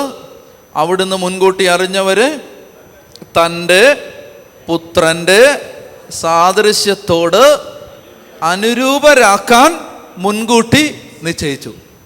ശ്രദ്ധിച്ച് കേൾക്കണേ, ഇത് മനസ്സിലാക്കിയിരിക്കും. ഇത് മനസ്സിലാക്കിയാൽ ഒത്തിരി കാര്യങ്ങൾ മനസ്സിലാവും നമുക്ക്. അതായത് നമ്മളെക്കുറിച്ച് ദൈവപിതാവിനുള്ള ആഗ്രഹം എന്താണ്? ഇപ്പം ഞാൻ നിങ്ങൾ ഇവിടെ ശുശ്രൂഷ ചെയ്യുന്നവരാണ്. അപ്പോൾ നിങ്ങൾ ദൈവ ശുശ്രൂഷ ചെയ്യുന്നവരാണ്. അപ്പം നിങ്ങൾ ദൈവ ശുശ്രൂഷ ചെയ്യുമ്പോൾ നിങ്ങളെ വഴി വെച്ച് കാണുകയാണ് ആരാ? പിതാവായ ദൈവം. നിങ്ങൾ ഈ ശുശ്രൂഷയെല്ലാം കഴിഞ്ഞ് തിരിച്ചു പോകുമ്പോൾ പിതാവായ ദൈവം നിങ്ങളെ വഴി വെച്ച് കാണുകയാണ്. പിതാവായ ദൈവം നിങ്ങളോട് പറയണം, മോനെ ഷോവിനെ, എനിക്ക് നിൻ്റെ കാര്യത്തിൽ വലിയ സന്തോഷമുണ്ട്. എന്താ കർത്താവേ നിൻ്റെ സന്തോഷം? ഷോവിനെ, നീ നല്ല ശുശ്രൂഷ, ഇന്ന് നീ നന്നായിട്ട് പാത്രം കഴുകി, ഇന്ന് നീ നന്നായിട്ട് പ്രാർത്ഥിച്ചു. ഇത് എനിക്ക് ഇങ്ങനെയൊന്നുമല്ല ദൈവം പറയാൻ പോണേ. ദൈവം നമ്മളെ വഴിവെച്ച് കണ്ടാൽ പറയാൻ പോകുന്നത്, എനിക്ക് നിന്നെക്കുറിച്ച് വലിയ സന്തോഷമൊന്നും ഇല്ല കേട്ടോ, ഞാൻ നിന്നെക്കുറിച്ച് ഭയങ്കര സന്തോഷമായിരിക്കുന്നു എന്നുള്ള വിചാരത്തിലാണ് ഇപ്പോൾ പൊയ്ക്കൊണ്ടിരിക്കുന്നത്. അങ്ങനെ അല്ല. അപ്പം നമ്മൾ പറയണം, അപ്പാ എന്താണ് നിനക്ക് ഒരു സന്തോഷമില്ലാത്ത? ഞാൻ എന്നാ കരിക്കലാണ് കഴിയുമെന്നറിയാവോ? നിനക്ക് എന്നാ ഒരു സന്തോഷമില്ലാത്ത? ഉടനെ കർത്താവ് പറയും, അതിനേക്കാളൊക്കെ എനിക്ക് പ്രധാനം, അതൊക്കെ പ്രധാനമാണ്, എനിക്ക് പ്രധാനം നീ 2 പാത്രം കഴിയുന്നുള്ളതല്ല എൻ്റെ സന്തോഷം. എനിക്ക് മുഖ്യം, എനിക്ക് പ്രധാനപ്പെട്ടത് നീ എൻ്റെ പുത്രൻ യേശുവിനെ പോലായോ? നമുക്ക് ഒരു ലക്ഷ്യമേ ഉള്ളൂ. എന്താണ്? പുത്രൻ്റെ സാദൃശ്യത്തോട് അനുരൂപപ്പെടുക. നീ യേശുവിനെ പോലായോ? നീ 5 കൊല്ലം ഒരു ധ്യാന കേന്ദ്രത്തിൽ ശുശ്രൂഷ ചെയ്തു, കൊള്ളാം, നന്നായിട്ടുണ്ട്. ഞാൻ ചോദിക്കട്ടെ, നിൻ്റെ സ്വഭാവം കഴിഞ്ഞ കൊല്ലത്തെക്കാളും മെച്ചപ്പെട്ടോ? നീ യേശുവിനെ പോലായോ? നിൻ്റെ കുശുമ്പ് കുറഞ്ഞോ? അസൂയ കുറഞ്ഞോ? മാത്സര്യം കുറഞ്ഞോ? കോപം കുറഞ്ഞോ? വെറുപ്പ് കുറഞ്ഞോ? വ്യർത്ഥാഭിമാനം കുറഞ്ഞോ? ദ്രവ്യാഗ്രഹം കുറഞ്ഞോ? പിതാവ് ഇത്ര ചോദിക്കൂ, നീ ഈ ഈശോയെ പോലെ കുറച്ചുകൂടെ വളർന്നോടാ. പുത്രന്റെ സാദൃശ്യത്തോട് അനുരൂപരാക്കാൻ, ഇതാണ് ലക്ഷ്യം. കേട്ടോണേ. അപ്പോ ദൈവപിതാവിന് എന്നെക്കുറിച്ച് ഒറ്റ ലക്ഷ്യമേ ഉള്ളൂ. എന്താണ്? ഈ അച്ഛൻ യേശുവിനെ പോലെ ആവണം. ഓരോ വർഷം കഴിയും തോറും യേശുവിനെ പോലെ ചിന്തിക്കണം, യേശുവിനെ പോലെ കാണണം, യേശുവിനെ പോലെ പെരുമാറണം, യേശുവിനെ പോലെ സ്നേഹിക്കണം, യേശുവിനെ പോലെ സഹിക്കണം, യേശുവിനെ പോലെ ശുശ്രൂഷ ചെയ്യണം. ഇതാണ് അപ്പൻ്റെ ആഗ്രഹം. നമ്മളങ്ങനെ എത്തുന്നോ ഇല്ലയോ എന്നുള്ളത് അടുത്ത വിഷയം. അപ്പൻ്റെ ആഗ്രഹം ഇതാണ്. അപ്പം നമ്മൾ പ്രാർത്ഥിക്കേണ്ടത് എന്തിനു വേണ്ടിയാണ്? ഒറ്റ കാര്യം പ്രാർത്ഥിച്ചാൽ മതി. നിങ്ങളുടെ വീട്ടിലെ സകല പ്രശ്നവും മാറും. ഒറ്റ കാര്യം പ്രാർത്ഥിച്ചാൽ മതി. അപ്പാ, എന്നെ യേശുവിനെ പോലെ ആക്കണേ എന്ന് പ്രാർത്ഥിച്ചാൽ മതി. ഇതാണ് പറഞ്ഞ, ആദ്യം നിങ്ങൾ ദൈവത്തിൻ്റെ രാജ്യവും ദൈവത്തിൻ്റെ നീതി അന്വേഷിക്ക്, ബാക്കി എല്ലാം കൂട്ടിച്ചേർക്കപ്പെടുമെന്ന് പറഞ്ഞത്. ഒരു കാര്യം ആഗ്രഹിച്ചാൽ മതി. അപ്പം നിങ്ങൾ ഒരു ധ്യാന കേന്ദ്രത്തിൽ, ഉദാഹരണത്തിന് മൗണ്ട് കാർമൽ ധ്യാന കേന്ദ്രത്തിൽ, അല്ലെങ്കിൽ നിങ്ങൾ എവിടെയെങ്കിലും എന്തെങ്കിലും ഒരു ദൈവ ശുശ്രൂഷ ചെയ്യുമ്പോൾ നിങ്ങൾ ഒറ്റ കാര്യത്തിന് വേണ്ടിയാണ് ഈ ചെയ്യുന്നത്. എന്താണ്? ഞാൻ ഈ ഞാൻ സുവിശേഷ വേല ചെയ്യുകയാണ്. എന്തിനാണ് സുവിശേഷ വേല ചെയ്യുന്നത്? ഞാൻ സുവിശേഷ വേല ചെയ്യുന്നത് എനിക്ക് യേശുവിനെ പോലാവാൻ വേണ്ടിയിട്ടാണ്. അപ്പോൾ ഓരോ ദിവസവും വൈകുന്നേരം കിടക്കുന്നതിന് മുമ്പ് ആത്മശോധന ചെയ്യേണ്ടത് ഇതാണ്: ഇന്ന് ഞാൻ എന്തുമാത്രം യേശുവിനെ പോലായി? ഇന്ന് ഞാൻ എന്തുമാത്രം യേശുവിനെ പോലെ രൂപാന്തരപ്പെട്ടു? ഉറക്കെ പറഞ്ഞേ ഹല്ലേലൂയാ. ക്രിസ്തീയ പ്രാർത്ഥനയ്ക്ക് ഒറ്റ വിഷയമുള്ളൂ. എന്താ? എന്നെ യേശുവിനെ പോലാക്കണേ. ഇത് നമുക്ക് അറിഞ്ഞുകൂടാ. അതാ പറയുന്നത്, വേണ്ട വിധം പ്രാർത്ഥിക്കാൻ നിനക്ക് അറിഞ്ഞുകൂടാ. നമ്മൾ അന്നേരം എന്നാ ചോദിക്കുന്നത്? എന്നെ അമേരിക്ക കൊണ്ടുപോകണേ, എന്നെ ഓസ്ട്രേലിയ കൊണ്ടുപോകണേ, എൻ്റെ OET പാസ്സാക്കി തരണേ, എങ്ങനെയും കർത്താവ് ഈ കടമൊന്ന് മാറ്റി തരണേ, ദൈവം ഈ വാതിലൊന്ന് തുറന്നു തരണേ. നമ്മൾ ഈ ചക്കയും വാങ്ങി മാത്രമേ പ്രാർത്ഥിക്കൂ. നമ്മൾ ഒരിക്കലും ആരെങ്കിലും പ്രാർത്ഥിക്കുന്നുണ്ടോ? എന്നെ ഈശോയെ പോലെ നാക്കണേ അപ്പാ, എനിക്ക് കുറച്ചുകൂടി ഈശോയെ പോലെ എന്നെ രൂപാന്തരപ്പെടുത്തണേ അപ്പാ എന്ന് ആരെങ്കിലും പ്രാർത്ഥിക്കുന്നുണ്ടോ? എൻ്റെ അറിവിൽ ആരും പ്രാർത്ഥിക്കുന്നില്ല. അവർക്ക് പറഞ്ഞേ ഹല്ലേലൂയാ. പക്ഷെ നിങ്ങൾ അങ്ങനെയൊന്ന് പ്രാർത്ഥിച്ച് നോക്ക്. കർത്താവേ, എനിക്ക് യേശുവിനെ പോലെ ആവാൻ ഒരു മനസ്സ് തരണേ. ഇപ്പോൾ നമ്മളൊരാളോട് ദേഷ്യപ്പെട്ടു, നമ്മളൊരാളോട് ഇച്ചിരി പിണക്കം തോന്നി, നമുക്കൊരാളോട് അരിശം തോന്നി. ആ സമയത്ത് നമ്മൾ സമാധാനമായിട്ട് കർത്താവിൻ്റെ അടുത്ത് ഇരിക്കുമ്പോൾ, ദൈവമേ, ഞാൻ യേശുവിനെ പോലെ ആയില്ല, എനിക്ക് യേശുവിനെ പോലെ പെരുമാറാൻ പറ്റിയില്ല, എനിക്ക് യേശുവിനെ പോലെ ചിന്തിക്കാൻ പറ്റിയില്ല, എനിക്ക് യേശുവിനെ പോലെ ദ്രോഹം സഹിക്കാൻ പറ്റിയില്ല, എനിക്ക് യേശുവിനെ പോലെ ക്ഷമ പുലർത്താൻ പറ്റിയില്ല, എനിക്ക് യേശുവിനെ പോലെ സഹിക്കാൻ പറ്റിയില്ല, എനിക്ക് യേശുവിനെ പോലെ ഉദാര ഹൃദയത്തോടെ പെരുമാറാൻ പറ്റിയില്ല, എനിക്ക് യേശുവിനെ പോലെ സംസാരിക്കാൻ പറ്റിയില്ല. അപ്പം ഇതാവണം നമ്മുടെ ഹൃദയത്തിൽ. ഇതാണ് ഈ ആന്തരിക വിലാപം. ഇതാണ് ബൈബിൾ പറയുന്ന വിലാപം. വിലപിക്കേണ്ടത് ഇതിനു വേണ്ടിയിട്ടാണ്. എന്തിനു വേണ്ടി? ദൈവമേ, യേശുവിനെ പോലാവാൻ എനിക്ക് പറ്റുന്നില്ല. ഉറക്കെ പറഞ്ഞേ ഹല്ലേലൂയാ. പൗലോസ് പറയാണ്, നിങ്ങളുടെ ജീവിതം നിമിത്തം യേശുവിൻ്റെ നാമം വിജാതീയരുടെ ഇടയിൽ ദുഷിക്കപ്പെടുന്നു. നമ്മൾ ദൈവ ശുശ്രൂഷകരാണ്. ഇപ്പം ഞാൻ ദൈവവേല ചെയ്യുന്ന ഒരാളാണ്. എന്നെ കാണുന്ന ഒരാൾ പറയുകയാണ്, ഓ, ഇയാളാണോ ദൈവവേല ചെയ്യുന്ന ആള്? ഇയാൾ മറ്റേ ഞങ്ങളുടെ അപ്പുറത്തുള്ള അന്തോണിയെക്കാളും മോശമാണ്. ഇയാൾക്ക് മറ്റേ അന്തോണി കുറച്ചുകൂടെ ക്ഷമിക്കും, അന്തോണി കുറച്ചുകൂടെ സഹിക്കും, അല്ലെ ഗോപാലൻ കുറച്ചുകൂടെ കരുണ കാണിക്കും, ഗോപിനാഥൻ കുറച്ചുകൂടെ ഹൃദയമുള്ള ആളാണ്. ഇയാളാണോ ദൈവവേലക്കാരൻ? അപ്പൊ ഇയാളുടെ ദൈവത്തെ എനിക്ക് വേണ്ട. അവരൊക്കെ പറഞ്ഞേ ഹല്ലേലൂയാ. മനസ്സിലാവുന്നുണ്ടോ? നിങ്ങൾ നിമിത്തം യേശുവിൻ്റെ നാമം, ദൈവത്തിൻ്റെ നാമം വിജാതീയരുടെ ഇടയിൽ ദുഷിക്കപ്പെടുന്നു. ഇപ്പൊ ക്രിസ്ത്യാനിക്ക് ഒറ്റ ആഗ്രഹമേ ഉണ്ടാകാവൂ. നിങ്ങളിപ്പോൾ ഇന്ന് ഇവിടെ ഇരുന്ന് സൂമിലോ യൂട്യൂബിലോ നേരിട്ടോ ഒക്കെ നിങ്ങൾ ഈ വചനം കേൾക്കുമ്പോൾ എല്ലാവരും ആഗ്രഹിക്കേണ്ടത് ഒറ്റ കാര്യമാണ്. ഇന്ത്യയിലിരിക്കുന്നവരും ഓസ്ട്രേലിയ ഇരിക്കുന്നവരും ആഗ്രഹിക്കേണ്ടത് ഒറ്റ കാര്യമാണ്. എന്താണ് ആഗ്രഹിക്കേണ്ടത്?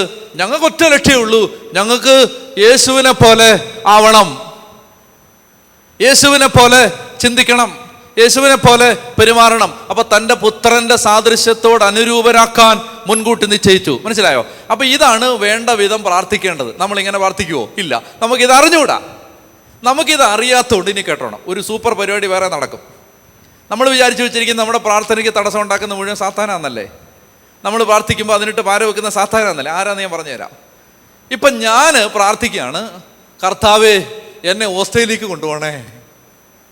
പക്ഷേ കർത്താവിൻ്റെ ആത്മാവ് നിശ്ചയിച്ച് വെച്ചിട്ടുണ്ട്, ഞാൻ ഓസ്ട്രേലിയയിൽ പോയാൽ ഞാൻ യേശുവിനെ പോലെ ആവില്ല. ഞാൻ എന്ന് വെച്ചോ, ഞാൻ ഓസ്ട്രേലിയയിൽ പോയാൽ ഞാൻ യേശുവിനെ പോലെ ആവില്ല. ഞാൻ യേശുവിനെ പോലെ ആവണമെങ്കിൽ ഞാൻ എവിടെ പോകണം? ഞാൻ ഒറീസയിൽ പോകണം. പക്ഷെ ഞാൻ പ്രാർത്ഥിക്കുന്നത് എന്തിനു വേണ്ടിയിട്ടാണ്? ഓസ്ട്രേലിയ പോകാൻ വേണ്ടിയിട്ടാണ്. പക്ഷേ പരിശുദ്ധാത്മാവിനെ അറിയാം, ഇവൻ ഓസ്ട്രേലിയ പോയാൽ യേശുവിനെ പോലെ ആവില്ല. അതുകൊണ്ട് പരിശുദ്ധാത്മാവ് എന്നെ കൊണ്ടുപോകാൻ വെച്ചിരിക്കുന്നത് എവിടേക്കാണ്? ഒറീസയിലേക്കാണ്. ഞാൻ പക്ഷെ പ്രാർത്ഥിക്കുകയാണ്, കർത്താവേ എന്നെ ഓസ്ട്രേലിയ കൊണ്ടുപോകണേ, മെൽബണിൽ ലാൻഡ് ചെയ്യാൻ ഇടയാക്കണേ എന്ന് ഞാൻ പ്രാർത്ഥിച്ചുകൊണ്ടിരിക്കുകയാണ്. അങ്ങനെ പ്രാർത്ഥിച്ചുകൊണ്ടിരിക്കുന്ന സമയത്ത് ഈ ഞാൻ വേണ്ട വിധം പ്രാർത്ഥിക്കേണ്ടത് എങ്ങനെയെന്ന് എനിക്ക് അറിഞ്ഞുകൂടാ. മനസ്സിലായല്ലോ? ഇപ്പം ഞാൻ കറക്റ്റ് പ്രാർത്ഥന അല്ല പ്രാർത്ഥിക്കുന്നത്. വേണ്ട വിധമാണ് എങ്ങനെ പ്രാർത്ഥിക്കേണ്ടത്. കർത്താവേ നീ ആഗ്രഹിക്കുന്നത് ഒറീസ ആണേലും പഞ്ചാബ് ആണേലും ജപ്പാനാണേലും എന്നെ അവിടെ കൊണ്ടുപോകണേ എന്നല്ലേ പ്രാർത്ഥിക്കണ്ടേ? വേണ്ട വിധമാണ് അങ്ങനെ പ്രാർത്ഥിക്കേണ്ടത്. അത് ഞാൻ പ്രാർത്ഥിക്കാതെ എനിക്ക് എൻ്റെ ചില ഇഷ്ടങ്ങൾ ഞാൻ ഉണ്ടാക്കി വെച്ചിട്ടുണ്ട്. എന്നിട്ട് അതിനുവേണ്ടി ഞാൻ ഇങ്ങനെ പ്രാർത്ഥിച്ചുകൊണ്ടിരിക്കുകയാണ്. അങ്ങനെ പ്രാർത്ഥിച്ചുകൊണ്ടിരിക്കുമ്പോൾ വേണ്ട വിധം പ്രാർത്ഥിക്കേണ്ട വിധത്തിലല്ല ഞാൻ പ്രാർത്ഥിക്കുന്ന ആ സമയത്ത് എന്തു ചെയ്യും? ആ സമയത്ത് ഒരാൾ കയറി ഇടപെടും. വേണ്ട വിധം പ്രാർത്ഥിക്കേണ്ടത് എങ്ങനെയെന്ന് നമുക്ക് അറിഞ്ഞുകൂടാത്തത് കൊണ്ട് വാക്കുകളില്ലാത്ത നെടുവീർപ്പുകളാൽ ആത്മാവ് വേണ്ട വിധത്തിൽ പ്രാർത്ഥിക്കും. അപ്പം ഞാൻ പ്രാർത്ഥിക്കുകയാണ്, തമ്പുരാനെ മെൽബണിൽ ചെല്ലാൻ സഹായിക്കണേ എന്ന് പ്രാർത്ഥിക്കുമ്പോൾ പെട്ടെന്ന് പരിശുദ്ധാത്മാ പറയും, അപ്പാ പിതാവേ നോ, അവിടെ അല്ല, ഇവനെ ഒറീസയിൽ കൊണ്ടുപോകണേ, ഇവനെ നവരംഗപൂരിൽ കൊണ്ടുപോയി ഇറക്കണേ എന്ന് പ്രാർത്ഥിക്കും. ഉറക്കെ പറഞ്ഞേ ഹല്ലേലൂയാ, ഉറക്കെ പറഞ്ഞേ ഹല്ലേലൂയാ. അപ്പൊ തൊട്ടടുത്ത വാക്യം എന്താ അറിയാം? ആത്മാവ് ദൈവഹിതം അനുസരിച്ചാണ് വിശുദ്ധർക്ക് വേണ്ടി പ്രാർത്ഥിക്കുന്നത്. കേട്ടോ, പിടികിട്ടിയത്? ആത്മാവ് ദൈവഹിതം. ഇപ്പൊ എന്നെ സംബന്ധിച്ചുള്ള ദൈവഹിതം എന്താണ്? ഞാൻ ഡൽഹിയിൽ പോയി സുവിശേഷ വേല ചെയ്യാന്നുള്ളതാണ്, അല്ലെ പഞ്ചാബിൽ പോയി സുവിശേഷ വേല ചെയ്യാന്നുള്ളതാണ് എന്നെക്കുറിച്ചുള്ള ദൈവഹിതമെങ്കിൽ ഞാൻ ഓസ്ട്രേലിയയിൽ പോയി സുവിശേഷ വേല ചെയ്യാൻ പ്രാർത്ഥിച്ചുകൊണ്ടിരുന്നാൽ പരിശുദ്ധാത്മാവ് അത് മുടക്കും. പരിശുദ്ധാത്മാവ് എന്ത് പ്രാർത്ഥിക്കും? പരിശുദ്ധാത്മാവ് പ്രാർത്ഥിക്കും ദൈവഹിതം മനസ്സിലാക്കിയിട്ട്. പരിശുദ്ധാത്മാവിന് അറിയാമല്ലോ, ഇവൻ ഒറീസയിൽ പോയി അടികൊണ്ട് മരിക്കേണ്ടവനാണ് എന്ന് പരിശുദ്ധാത്മാവിന് അറിയാമെങ്കിൽ പരിശുദ്ധാത്മാവ് എന്നാ ചെയ്യും? ഓസ്ട്രേലിയ പോകാനുള്ള പോക്ക് മുടക്കും. അത് ഇനി കൊറോണ വന്നാന്നേലും മുടക്കും. ഉറക്കെ പറഞ്ഞേ ഹല്ലേലൂയാ, ഹല്ലേലൂയാ. എന്നിട്ട് പരിശുദ്ധാത്മാവ് നമ്മളെ ദൈവഹിതം അനുസരിച്ച സ്ഥലത്തേക്ക് നയിക്കും. അതാണ് ഇവിടെ പറഞ്ഞിരുന്നത്. അപ്പോൾ അതുകൊണ്ട് നമുക്ക് പ്രാർത്ഥിക്കാൻ അറിഞ്ഞുകൂടാ. ഇത്രയും പിടി കിട്ടിയോ? പ്രാർത്ഥിക്കാൻ അറിഞ്ഞുകൂടാ. അറിഞ്ഞുകൂടാ എന്നുള്ള പിടി കിട്ടിയേ. അപ്പോൾ ആരായി പ്രാർത്ഥിക്കുന്നേ? പരിശുദ്ധാത്മാവ് പ്രാർത്ഥിക്കുന്നത്, യേശുവാ പ്രാർത്ഥിക്കുന്നത്. അപ്പോൾ എപ്പോൾ പ്രാർത്ഥിക്കാൻ പോയിരുന്നാലും നിങ്ങൾ ആ പള്ളിയിലോ ചാപ്പലിലോ ആരാധനാ ചാപ്പലിലോ എവിടെ മുറിയിലോ എവിടെ ഇരുന്നാലും അപ്പോൾ ആദ്യം ചിന്തിക്കേണ്ടത്, ഈശോയെ നീ പ്രാർത്ഥിക്കണേ, ഞാൻ ഇവിടെ ഇരിക്കാൻ പോവാ. പരിശുദ്ധാത്മാവേ നീ പ്രാർത്ഥിക്കണമേ. ഒരമ്മ, ഇപ്പോൾ ഒരമ്മ ചോദിച്ച് പ്രാർത്ഥിക്കാന്ന് വെച്ചോ, മക്കൾ 2 പേരുണ്ട്, പ്രാർത്ഥിക്കുകയാണ്. സ്വാഭാവികമായിട്ട് ഒരു അമ്മ എന്നല്ലേ എന്നെ പ്രാർത്ഥിക്കാൻ പോണേ. എൻ്റെ മക്കൾക്കൊക്കെ നല്ല പഠനം, നല്ല പരീക്ഷയിൽ നല്ല വിജയം, പിന്നെ നല്ല കല്യാണം, നല്ല കുടുംബജീവിതം, ഇതാണല്ലോ സ്വാഭാവികമാണ്, തെറ്റൊന്നുമില്ല. പക്ഷെ നല്ല പ്രാർത്ഥനയും പറഞ്ഞു തരട്ടെ. കർത്താവിൻ്റെ അടുത്ത് പോയിരുന്നിട്ട് പ്രാർത്ഥിക്കണം, കർത്താവേ എനിക്ക് പ്രാർത്ഥിക്കാൻ അറിഞ്ഞുകൂടാ, നീ പ്രാർത്ഥിക്കണേ, എന്നെയും എൻ്റെ കുടുംബത്തെയും സംബന്ധിക്കുന്ന ദൈവഹിതം അതിൻ്റെ 100% അർത്ഥത്തിൽ പൂർത്തിയാവാൻ പരിശുദ്ധാത്മാവേ അങ്ങ് പ്രാർത്ഥിക്കണേ, ഞാൻ ഇവിടെ ഇരിക്കാൻ പോവാണ്, നീ പ്രാർത്ഥിച്ചോണം, ഞാൻ ഇവിടെ ഇരിക്കും. അവർക്ക് പറഞ്ഞേ ഹല്ലേലൂയാ. നിങ്ങളൊന്ന് പരീക്ഷിച്ച് നോക്ക്. നിങ്ങൾക്ക് പറയാനുള്ളതൊക്കെ ഒരു 5-10 മിനിറ്റ് കൊണ്ട് പറഞ്ഞു തീർത്തിട്ട് ബാക്കി പരിശുദ്ധാത്മാവിനെ ഏൽപ്പിക്ക്. പരിശുദ്ധാത്മാവെ അങ്ങ് പ്രാർത്ഥിക്കണേ, അങ്ങ് പ്രാർത്ഥിക്കണേ. പരിശുദ്ധാത്മാവ് പ്രാർത്ഥിക്കുമ്പോൾ ഉണ്ടല്ലോ അടുത്ത തലത്തിലേക്ക് വേഗം വഴി തുറക്കപ്പെടും. വേഗം, നമുക്ക് കാത്തു നിൽക്കാൻ പിന്നെ സമയമില്ല, നമ്മളിങ്ങനെ ആലോചിച്ചിരിക്കാവുന്ന സമയമില്ല. വേഗം വേഗം വേഗം വേഗം അടുത്ത സഞ്ചാരപഥങ്ങളിലേക്ക് നിന്റെ കാലുകളെ കലമാനിന്റെ പാദങ്ങളെ എന്ന പോലെ ഉന്നതങ്ങളിൽ അവിടുന്ന് വഴി നടത്തും. അവർക്ക് പറഞ്ഞേ ഹല്ലേലൂയാ, ഹല്ലേലൂയാ. അപ്പൊ നമുക്ക് പ്രാർത്ഥിക്കാൻ അറിഞ്ഞുകൂടാ. പ്രാർത്ഥിക്കാൻ അറിഞ്ഞുകൂടാത്ത നമ്മൾ പള്ളിയിലിരിക്കുകയാണ്. അന്നേരമാണ് എന്ത് സാധനം വരുന്നത്? പല വിചാരം പറഞ്ഞാൽ ഞാൻ ഇവിടെ വരെ എത്തിയത് കേട്ടോണം. പല വിചാരം വരികയാണ്. അപ്പോൾ ഞാൻ എന്നോട് അങ്ങനെ പറയുന്നവരോട് ചോദിക്കും, എന്ത് വിചാരമായി വരുന്നേ? അപ്പോൾ പറയും, അച്ഛാ അവരുടെ കാര്യം വരും, ഇവരുടെ കാര്യം വരും. ഞാൻ പറഞ്ഞു, നല്ല കാര്യം, നിങ്ങളിത് കേട്ടെ. നിങ്ങൾ പ്രാർത്ഥിക്കാതിരിക്കുന്ന സമയത്ത് എനിക്ക് തോന്നുകയാണ്, ഞാൻ ഇന്ന് അങ്ങോട്ട് പോയ വഴിക്ക് എന്നെ വഴിയിലിരുന്ന് എനിക്ക് താഴെയുള്ള ഒരു ഓട്ടോറിക്ഷക്കാരൻ ചീത്ത വിളിച്ചു. ഉദാഹരണം, എന്നെ ചീത്ത വിളിച്ചില്ല, ഞാൻ പറയുകയാണ് ഉദാഹരണം. അപ്പം ഞാൻ പ്രാർത്ഥിക്കാൻ വന്നിരിക്കുമ്പോൾ എന്നാലും അവൻ എന്തിനു എന്നെ ചീത്ത വിളിച്ചേ? ഇതാണല്ലോ എൻ്റെ മനസ്സിൽ വരാൻ പോണേ. സത്യമല്ലേ? അത് നിങ്ങളിന്നൊന്നും അറിയാത്ത പോലെയൊക്കെ ഇരിക്കുന്നു. നിങ്ങൾ അന്റാർട്ടിക്കന്ന് വല്ല വന്നാണോ? അല്ലല്ലോ. മഞ്ഞ് മലകൾക്കിടയിൽ നിന്ന് മഞ്ഞ് പാളികൾ നീക്കി പുറത്ത് വന്നവർ നിങ്ങളിങ്ങനെ ചിന്തിക്കില്ലേ? അതായത് എന്താണ്, നമ്മളിങ്ങനെ ഓട്ടോറിക്ഷക്കാരൻ നമ്മളെ തെറി വിളിച്ച്, മനസ്സിലായില്ലേ? ഒരിക്കലൊരു അച്ഛൻ എൻ്റെ അടുത്ത് പറഞ്ഞു, എൻ്റെ ഒരു കൂട്ടുകാരൻ അച്ഛനാണ്. അച്ഛൻ പറഞ്ഞു, അച്ഛാ എനിക്ക് സുവിശേഷ വേലയ്ക്ക് വരണം.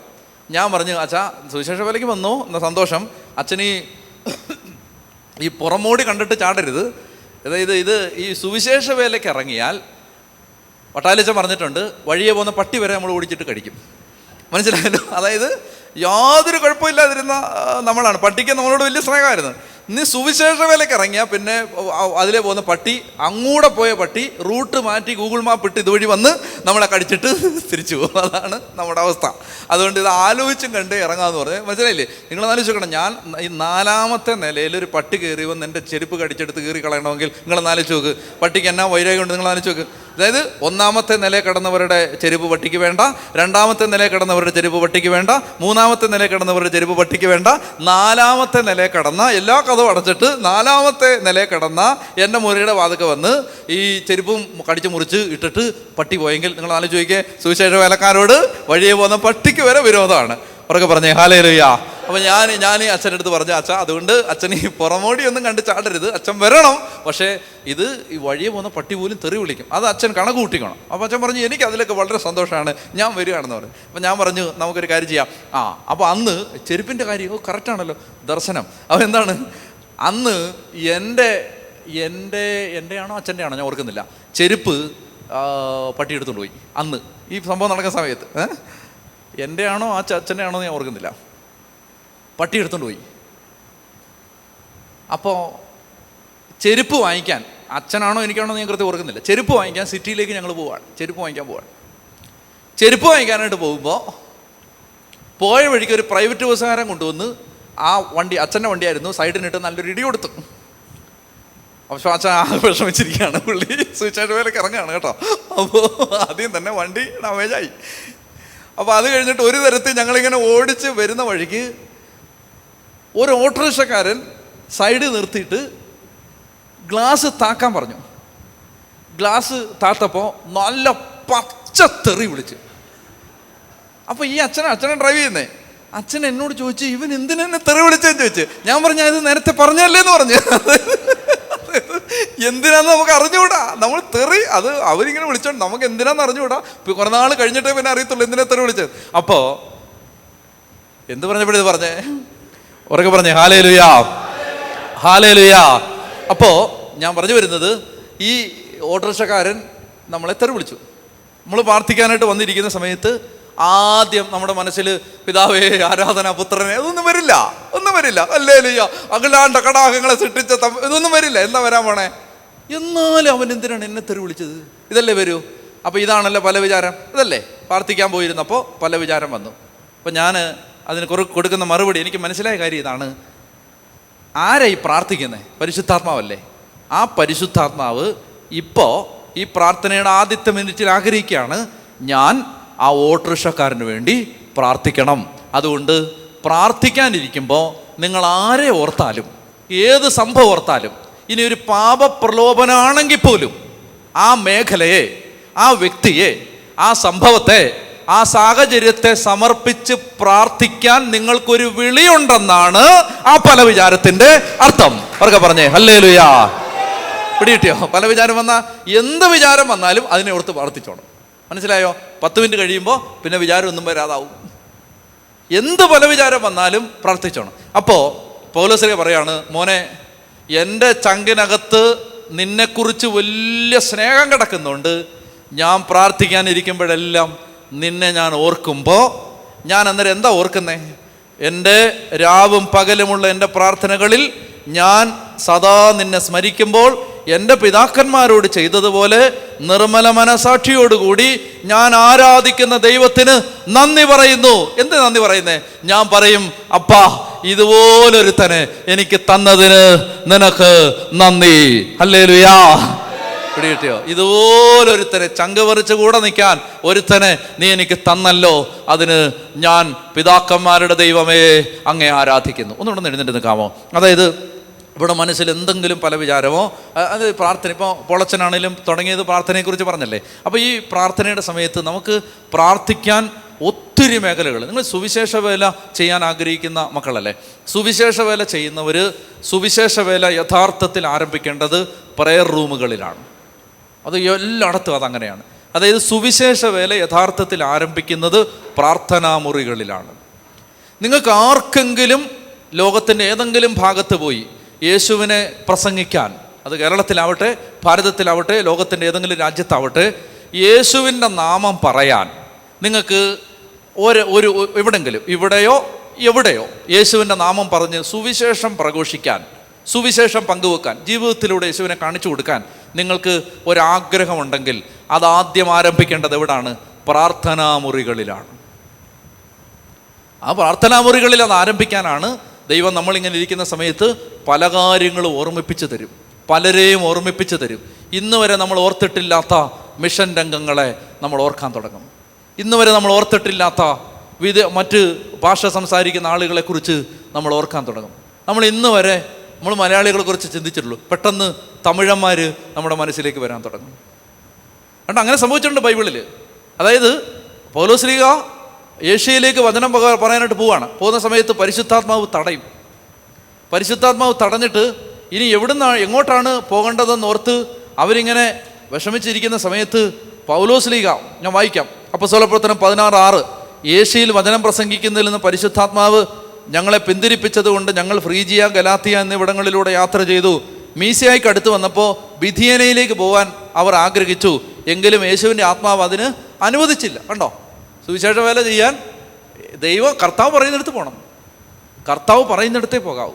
അപ്പോൾ ദൈവത്തിൻ്റെ ആത്മാവ് ചിലയിടത്ത് പോകാൻ അനുവദിക്കില്ല. അന്നേരം അവിടെ ഉള്ളവർ തെറി വിളിച്ചിട്ട് കാര്യമില്ല, അത് അവന് ഭയങ്കര അഹങ്കാരമെന്ന് പറഞ്ഞിട്ട് കാര്യമില്ല. ദൈവത്തിൻ്റെ ആത്മാവ് അനുവദിക്കില്ല ചില കാര്യങ്ങൾ, അത് അനുവദിക്കില്ല. നമ്മുടെ ഇഷ്ടമല്ല ദൈവത്തിൻ്റെ ഇഷ്ടം. അപ്പോൾ അതുകൊണ്ട് എന്ത് സംഭവിക്കും? ഇങ്ങനെ വിഷമിച്ചിരുന്ന സമയത്ത് അവർ മീസിയ പിന്നിട്ട് ത്രോവാസിലേക്ക് പോയി. രാത്രിയിൽ പൗലോസിന് ഒരു ദർശനം ഉണ്ടായി. രാത്രിയിൽ സ്വപ്നമായിരിക്കും. മക്കദോനിയക്കാരനായ ഒരുവൻ അവൻ്റെ മുമ്പിൽ നിന്ന് ഇപ്രകാരം അഭ്യർത്ഥിച്ചു, മക്കദോനിയയിലേക്ക് വന്ന് ഞങ്ങളെ സുവിശേഷം അറിയിക്കുക. അപ്പം മക്കദോനിയയിലേക്ക് പോകാൻ പരിശുദ്ധാത്മാവ് ആഗ്രഹിക്കുന്നു എന്ന് പൗലോസിന് മനസ്സിലായി. കണ്ടോ? നമ്മൾ മലയാളികളെ കുറിച്ച് മാത്രം ചിന്തിച്ചുകൊണ്ടിരിക്കുന്ന സമയത്ത് പെട്ടെന്ന് തമിഴന്മാർ നമ്മുടെ തലയിലോട്ട് വരികയാണ്. അത് പല വിചാരമാണ്. പോ തമിഴ പോ, പല വിചാരം എന്ന് പറഞ്ഞ് ഓടിച്ചു വിടാതെ അപ്പോൾ തമിഴ്നാടിന് വേണ്ടി പ്രാർത്ഥിക്കണം. തമിഴ്നാടിന് വേണ്ടി പ്രാർത്ഥിക്കുമ്പോൾ തമിഴ്നാട്ടിൽ സുവിശേഷം പറയാൻ കർത്താവ് ഒരു വാതിൽ തുറന്നു തരും. അവരൊക്കെ പറഞ്ഞേ ഹല്ലേലൂയാ. ഇതെല്ലാം അച്ചട്ടാണ്, ഇതെല്ലാം അക്ഷരാർത്ഥത്തിൽ ശരിയാണ്. അന്നേരത്തെ ഹിന്ദിക്കാർ കയറി വരും, അന്നേരം ഛത്തീസ്ഗഡുകാർ കയറി വരും, അന്നേരത്തെ ഒഡീഷക്കാർ കയറി വരും. അവർ കയറി വരുമ്പോൾ അവർക്ക് വേണ്ടി നമ്മൾ പ്രാർത്ഥിക്കും. പ്രാർത്ഥിക്കുമ്പോൾ ആ സ്ഥലങ്ങളിൽ സുവിശേഷം പങ്കുവെക്കാൻ കർത്താവ് ഒരു വാതിൽ തുറന്നു തരും. അവരൊക്കെ പറഞ്ഞേ ഹല്ലേലൂയാ. അപ്പം അതുകൊണ്ട് സുവിശേഷ വേല യഥാർത്ഥത്തിൽ ആരംഭിക്കേണ്ടത് പ്രയർ റൂമുകളിലാണ്, പ്രാർത്ഥനാ മുറികളിലാണ്. എന്നെ കേട്ടുകൊണ്ടിരിക്കുന്ന മക്കളെ, ഇന്ത്യയിലും ഓസ്ട്രേലിയയിലും ഇരുന്ന് ലോകത്തിൻ്റെ വിവിധ ഭാഗങ്ങളിലിരുന്ന് കേൾക്കുന്ന മക്കളെ, സുവിശേഷ വേലയ്ക്ക് വേണ്ടി പ്രാർത്ഥിക്കണം. പൗലോസ് പറയാണ്, ഞാൻ നിന്നെ ഓർക്കുമ്പോഴെല്ലാം ദൈവമായ കർത്താവ് ഇങ്ങനെ ഒരുത്തനെ അഭിഷേകം ചെയ്തത് ഓർത്ത് ഞാൻ എൻ്റെ ദൈവത്തിന്, പിതാക്കന്മാരുടെ ദൈവത്തിന് ആരാധന സമർപ്പിക്കും. നമ്മൾ അടുത്ത വാക്യത്തിലേക്ക് പോവുകയാണ്. തിമോത്തിയോസിന് പൗലോസ്ലീഹ എഴുതിയ രണ്ടാമത്തെ ലേഖനം രണ്ടാമത്തെ വാക്യമാണ് ഞാൻ വായിച്ചത്. രണ്ടാമത്തെ ലേഖനം 1-ാം അധ്യായത്തിൻ്റെ 2-ാം വാക്യം, രാവും പകലും എൻ്റെ പ്രാർത്ഥനകളിൽ ഞാൻ സദാ നിന്നെ സ്മരിക്കുമ്പോൾ എൻ്റെ പിതാക്കന്മാർ ചെയ്തതുപോലെ നിർമ്മല മനസാക്ഷിയോടെ ഞാൻ ആരാധിക്കുന്ന ദൈവത്തിന് നന്ദി പറയുന്നു. അപ്പോൾ പ്രാർത്ഥനയ്ക്കിടയിൽ ആരെ ഓർത്താലും അവരെ ഓർത്ത് പ്രാർത്ഥിക്കണം. അവരെ ഓർത്ത് നന്ദി പറയേണ്ട വ്യക്തികളാണെങ്കിൽ അവരെ ഓർത്ത് നന്ദി പറയണം. മധ്യസ്ഥം പ്രാർത്ഥിക്കേണ്ട വ്യക്തികളാണെങ്കിൽ അവരെ ഓർത്ത് മധ്യസ്ഥം പ്രാർത്ഥിക്കണം. അല്ലെങ്കിൽ ഏതെങ്കിലും വേദനിപ്പിച്ച സാഹചര്യമാണെങ്കിൽ അവർക്ക് വേണ്ടി ക്ഷമിച്ച് പ്രാർത്ഥിക്കണം. അപ്പോൾ അങ്ങനെ അതിനുള്ള അവസരമാണ് പല വിചാരം. പിടികിട്ടിയോ? അപ്പോൾ ഇനി പ്രാർത്ഥനയിൽ ആർക്കെങ്കിലും പല വിചാരം ഉണ്ടാവുമോ? പല വിചാരമില്ല, നല്ല വിചാരമേ ഉള്ളൂ. അത് പ്രാർത്ഥിക്കേണ്ട വിചാരങ്ങളാണ്, പല വിചാരങ്ങളല്ല, അതെല്ലാം പ്രാർത്ഥിക്കേണ്ട വിചാരങ്ങൾ. അടുത്ത വാക്യം, നിന്റെ കണ്ണീരിനെ പറ്റി ഓർക്കുമ്പോഴൊക്കെ, നോക്ക്, നിന്റെ കണ്ണീരിനെ പറ്റി ഓർക്കുമ്പോഴൊക്കെ നിന്നെ ഒന്ന് കണ്ട് സന്തോഷഭരിതനാക്കാൻ ഞാൻ അതിയായി ആഗ്രഹിക്കുന്നു. തിമോത്തിക്ക് സുഖമല്ല, തിമോത്തിക്ക് അസുഖങ്ങളുണ്ടായിരുന്നു എന്ന് നമ്മൾ വായിക്കുന്നുണ്ട്. അതായത് നിനക്ക് കൂടെ ഉണ്ടാവുന്ന ഉദര രോഗങ്ങളെ പരിഗണിച്ച് വെള്ളം മാത്രമേ കുടിക്കൂ എന്നുള്ള നിർബന്ധം ഒഴിവാക്കി ഒരല്പം വീഞ്ഞ് ഉപയോഗിച്ചോണം. കള്ളുകുടിയന്മാർ കുടിക്കാനുള്ളൊരു ന്യായീകരണമായിട്ട് എടുക്കുന്ന വാക്യമാണത്. ഇത് മരുന്നായിട്ട് ഉപയോഗിക്കാനാണ് ഈ പറയുന്നത്. നമ്മൾ ഉപയോഗിക്കുന്ന മരുന്നെല്ലാം ഡ്രഗാണ്, നിങ്ങൾക്കറിയാമല്ലോ, അതെല്ലാം ഡ്രഗാണ്. അപ്പോൾ അതുകൊണ്ട് ഡ്രഗ് അടിച്ചോളാൻ പറഞ്ഞു എന്നല്ല അതിൻ്റെ അർത്ഥം, മറിച്ച് മരുന്നായിട്ട് ഒരല്പം വീഞ്ഞ് നിൻ്റെ ഉദരത്തിൻ്റെ രോഗം മാറാൻ ഉപയോഗിച്ചു. മരുന്നൊന്നും ഇന്നത്തെ പോലെ വ്യാപകമായിട്ട് കിട്ടാത്ത, വൈദ്യശാസ്ത്രം വളരാത്തൊരു കാലത്ത് ഈ വീഞ്ഞ് മുറിവിൽ വെച്ച് കെട്ടും, വീഞ്ഞ് ഉദര രോഗങ്ങൾക്ക് മരുന്നായിട്ട് ഉപയോഗിക്കും. അങ്ങനെ ആ അർത്ഥത്തിൽ എടുത്താൽ മതി. അല്ലാതെ കുടിച്ചോളാൻ തിമോത്തിയോട് ഇടയ്ക്കിടയ്ക്ക് നീ ശകലം അടിച്ചോളാൻ പൗലോസ് പറഞ്ഞാണെന്ന് വ്യാഖ്യാനിക്കുന്ന ആളുകളുണ്ട്. അങ്ങനെ അല്ലത്, മറിച്ച് ഇതാണ്. അപ്പോൾ തിമോത്തിക്ക് വയറിന് അസുഖം ഉണ്ടായിരുന്നു. ചെറിയ ഒരു വയറുവേദന വല്ലതും ആണെങ്കിൽ, ചെറിയ ഒരു മൈൽഡ് വയറുവേദനയാണെങ്കിൽ ബൈബിളിലൊന്നും എഴുതത്തില്ല, നല്ല രോഗമായിരിക്കും. മനസ്സിലായോ? കൂടെ വയറിന് അസുഖം വരുന്നവനായിരുന്നു തിമോത്തി. അപ്പോൾ രോഗമുണ്ടേ, ഒരു അസുഖത്തിൻ്റെ കാര്യം പറഞ്ഞിട്ടുള്ളൂ. ഇനി അത് മാത്രമല്ല, തിമോത്തി ഒത്തിരി പീഡിപ്പിക്കപ്പെട്ടു. ഗലാത്യ ലേഖനം നിങ്ങൾ വായിച്ചാൽ മതി. അതായത് ഈ പരിച്ഛേദനവാദികളെന്ന് പറയുന്ന ചില ആളുകൾ തിമോത്തിയുടെ മാതാപിതാക്കളിൽ ഒരാൾ വിജാതീയനായിരുന്നു, ഗ്രീക്കുകാരനായിരുന്നു. അപ്പോൾ അതുകൊണ്ട് അതെല്ലാം പറഞ്ഞിട്ട് തിമോത്തിയെ വലിയ പ്രയാസപ്പെടുത്തിയിട്ടുണ്ട്. അപ്പോൾ പൗലോസിന് അതൊക്കെ അറിയാം. ശാരീരിക രോഗങ്ങളുണ്ടായിരുന്നു, മാനസിക ക്ലേശങ്ങളുണ്ടായിരുന്നു. പിന്നെ പൗലോസ് എന്തു പറഞ്ഞാലും കണ്ണും പൂട്ടി അനുസരിച്ചുകൊണ്ട് ഒത്തിരി കഷ്ടപ്പാടുണ്ടായിരുന്നു, നല്ല കഷ്ടപ്പാടായിരുന്നു. അങ്ങനെ രാവും പകലും സുവിശേഷത്തിന് വേണ്ടി കഷ്ടപ്പെട്ട ഇവൻ്റെ ശാരീരിക രോഗത്തെക്കുറിച്ചും അവൻ്റെ മാനസിക പീഡയെക്കുറിച്ചും പൗലോസിന് അറിയാം. അപ്പോൾ പറയാണ്, മോനെ, നിന്റെ കണ്ണീരിനെ കുറിച്ച് ഓർക്കുമ്പോഴെല്ലാം നിന്റെ അടുത്ത് വന്ന് നിന്നെ ഒന്ന് ശക്തിപ്പെടുത്താൻ പറ്റിയിരുന്നെങ്കിൽ എന്ന് ഞാൻ ആഗ്രഹിക്കുകയാണ്.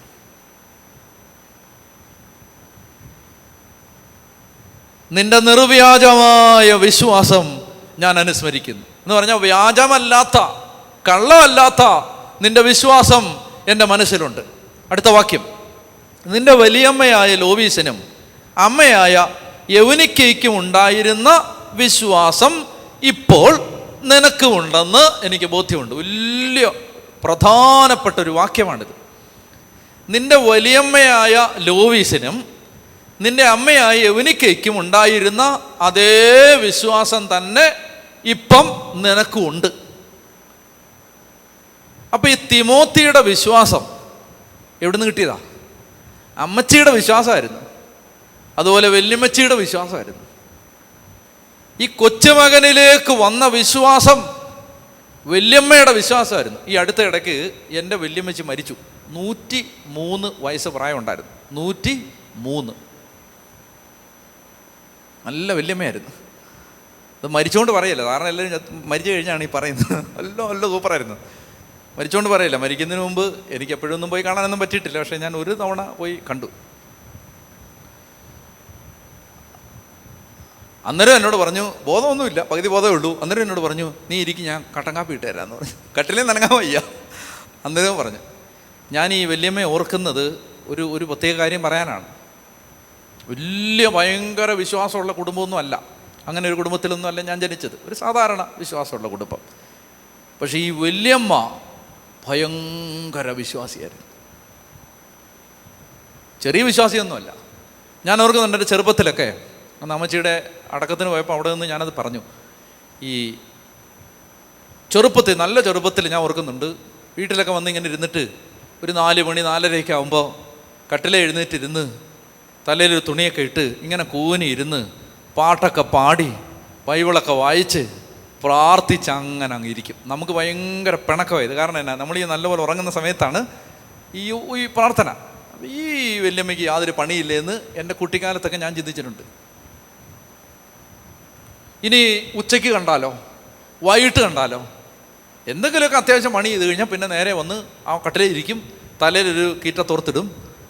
പ്രാർത്ഥനയാണ്, പ്രാർത്ഥനയോടെ പ്രാർത്ഥന. ഇന്നിത് പറയാൻ ഞാൻ ഉണ്ടായത് ആ തള്ള പ്രാർത്ഥിച്ചിട്ടാണ്. മനസ്സിലാവുന്നുണ്ടോ? ഒരു 2 തലമുറ അപ്പുറത്തല്ലേ, ഇപ്പോൾ മരിച്ചും പോയി.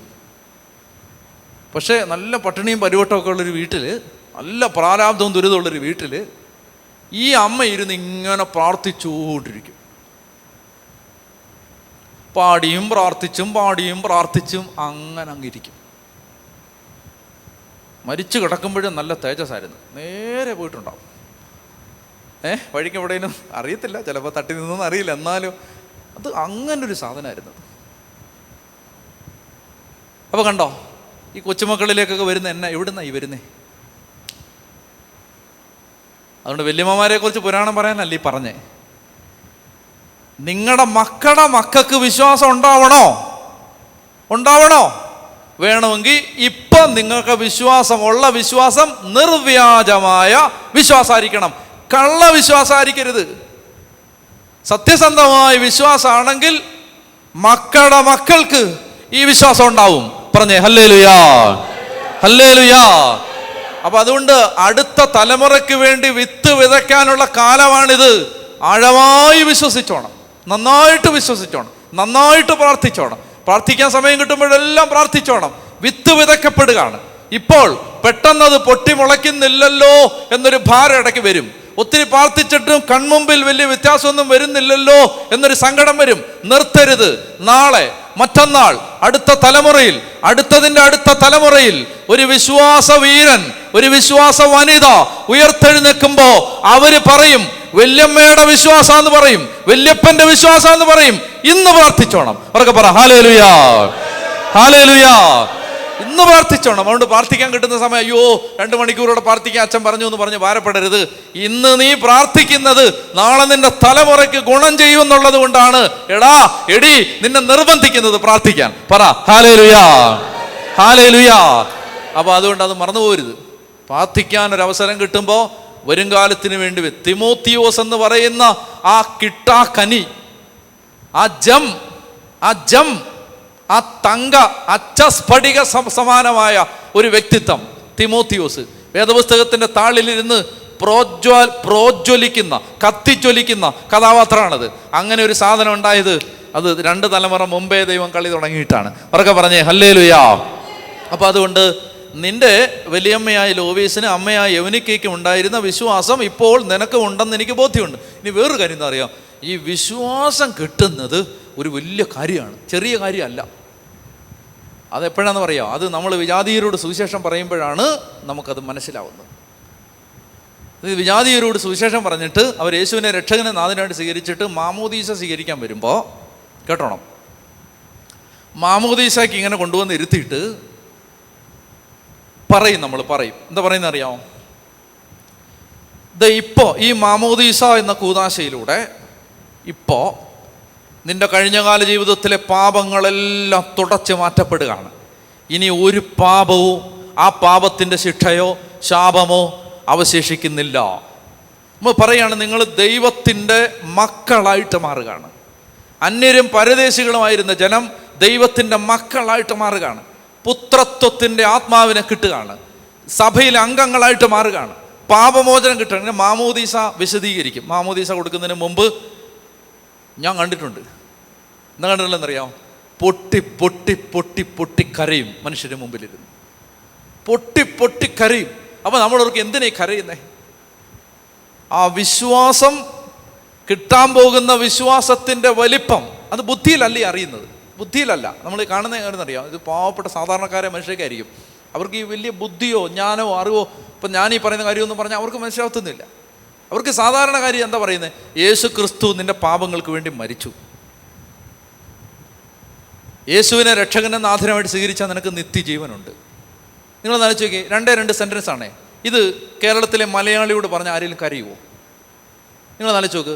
നമ്മുടെ ഏതെങ്കിലും പള്ളിയിൽ ചെന്നിട്ട് 16 കൊല്ലമായിട്ട് സുവിശേഷം പറയുന്ന ഒരാളായി പറയുന്നത്, ഏതെങ്കിലും ഒരു പള്ളി നമ്മൾ ചെന്നിട്ട് യേശു ക്രിസ്തു നിന്റെ പാപത്തിന് പരിഹാര ബലിയായി മരിച്ചു എന്നോ, യേശു ക്രിസ്തുവിനെ രക്ഷകനും നാഥനുമായിട്ട് സ്വീകരിച്ചാൽ നിനക്ക് നിത്യജീവനുണ്ടെന്നോ പറഞ്ഞാൽ മലയാളി ക്രിസ്ത്യാനിക്ക് ഒരനക്കം ഉണ്ടാവില്ല, ഒരു ചലനമുണ്ട്. ആരുടെ കണ്ണ് നിറയില്ല?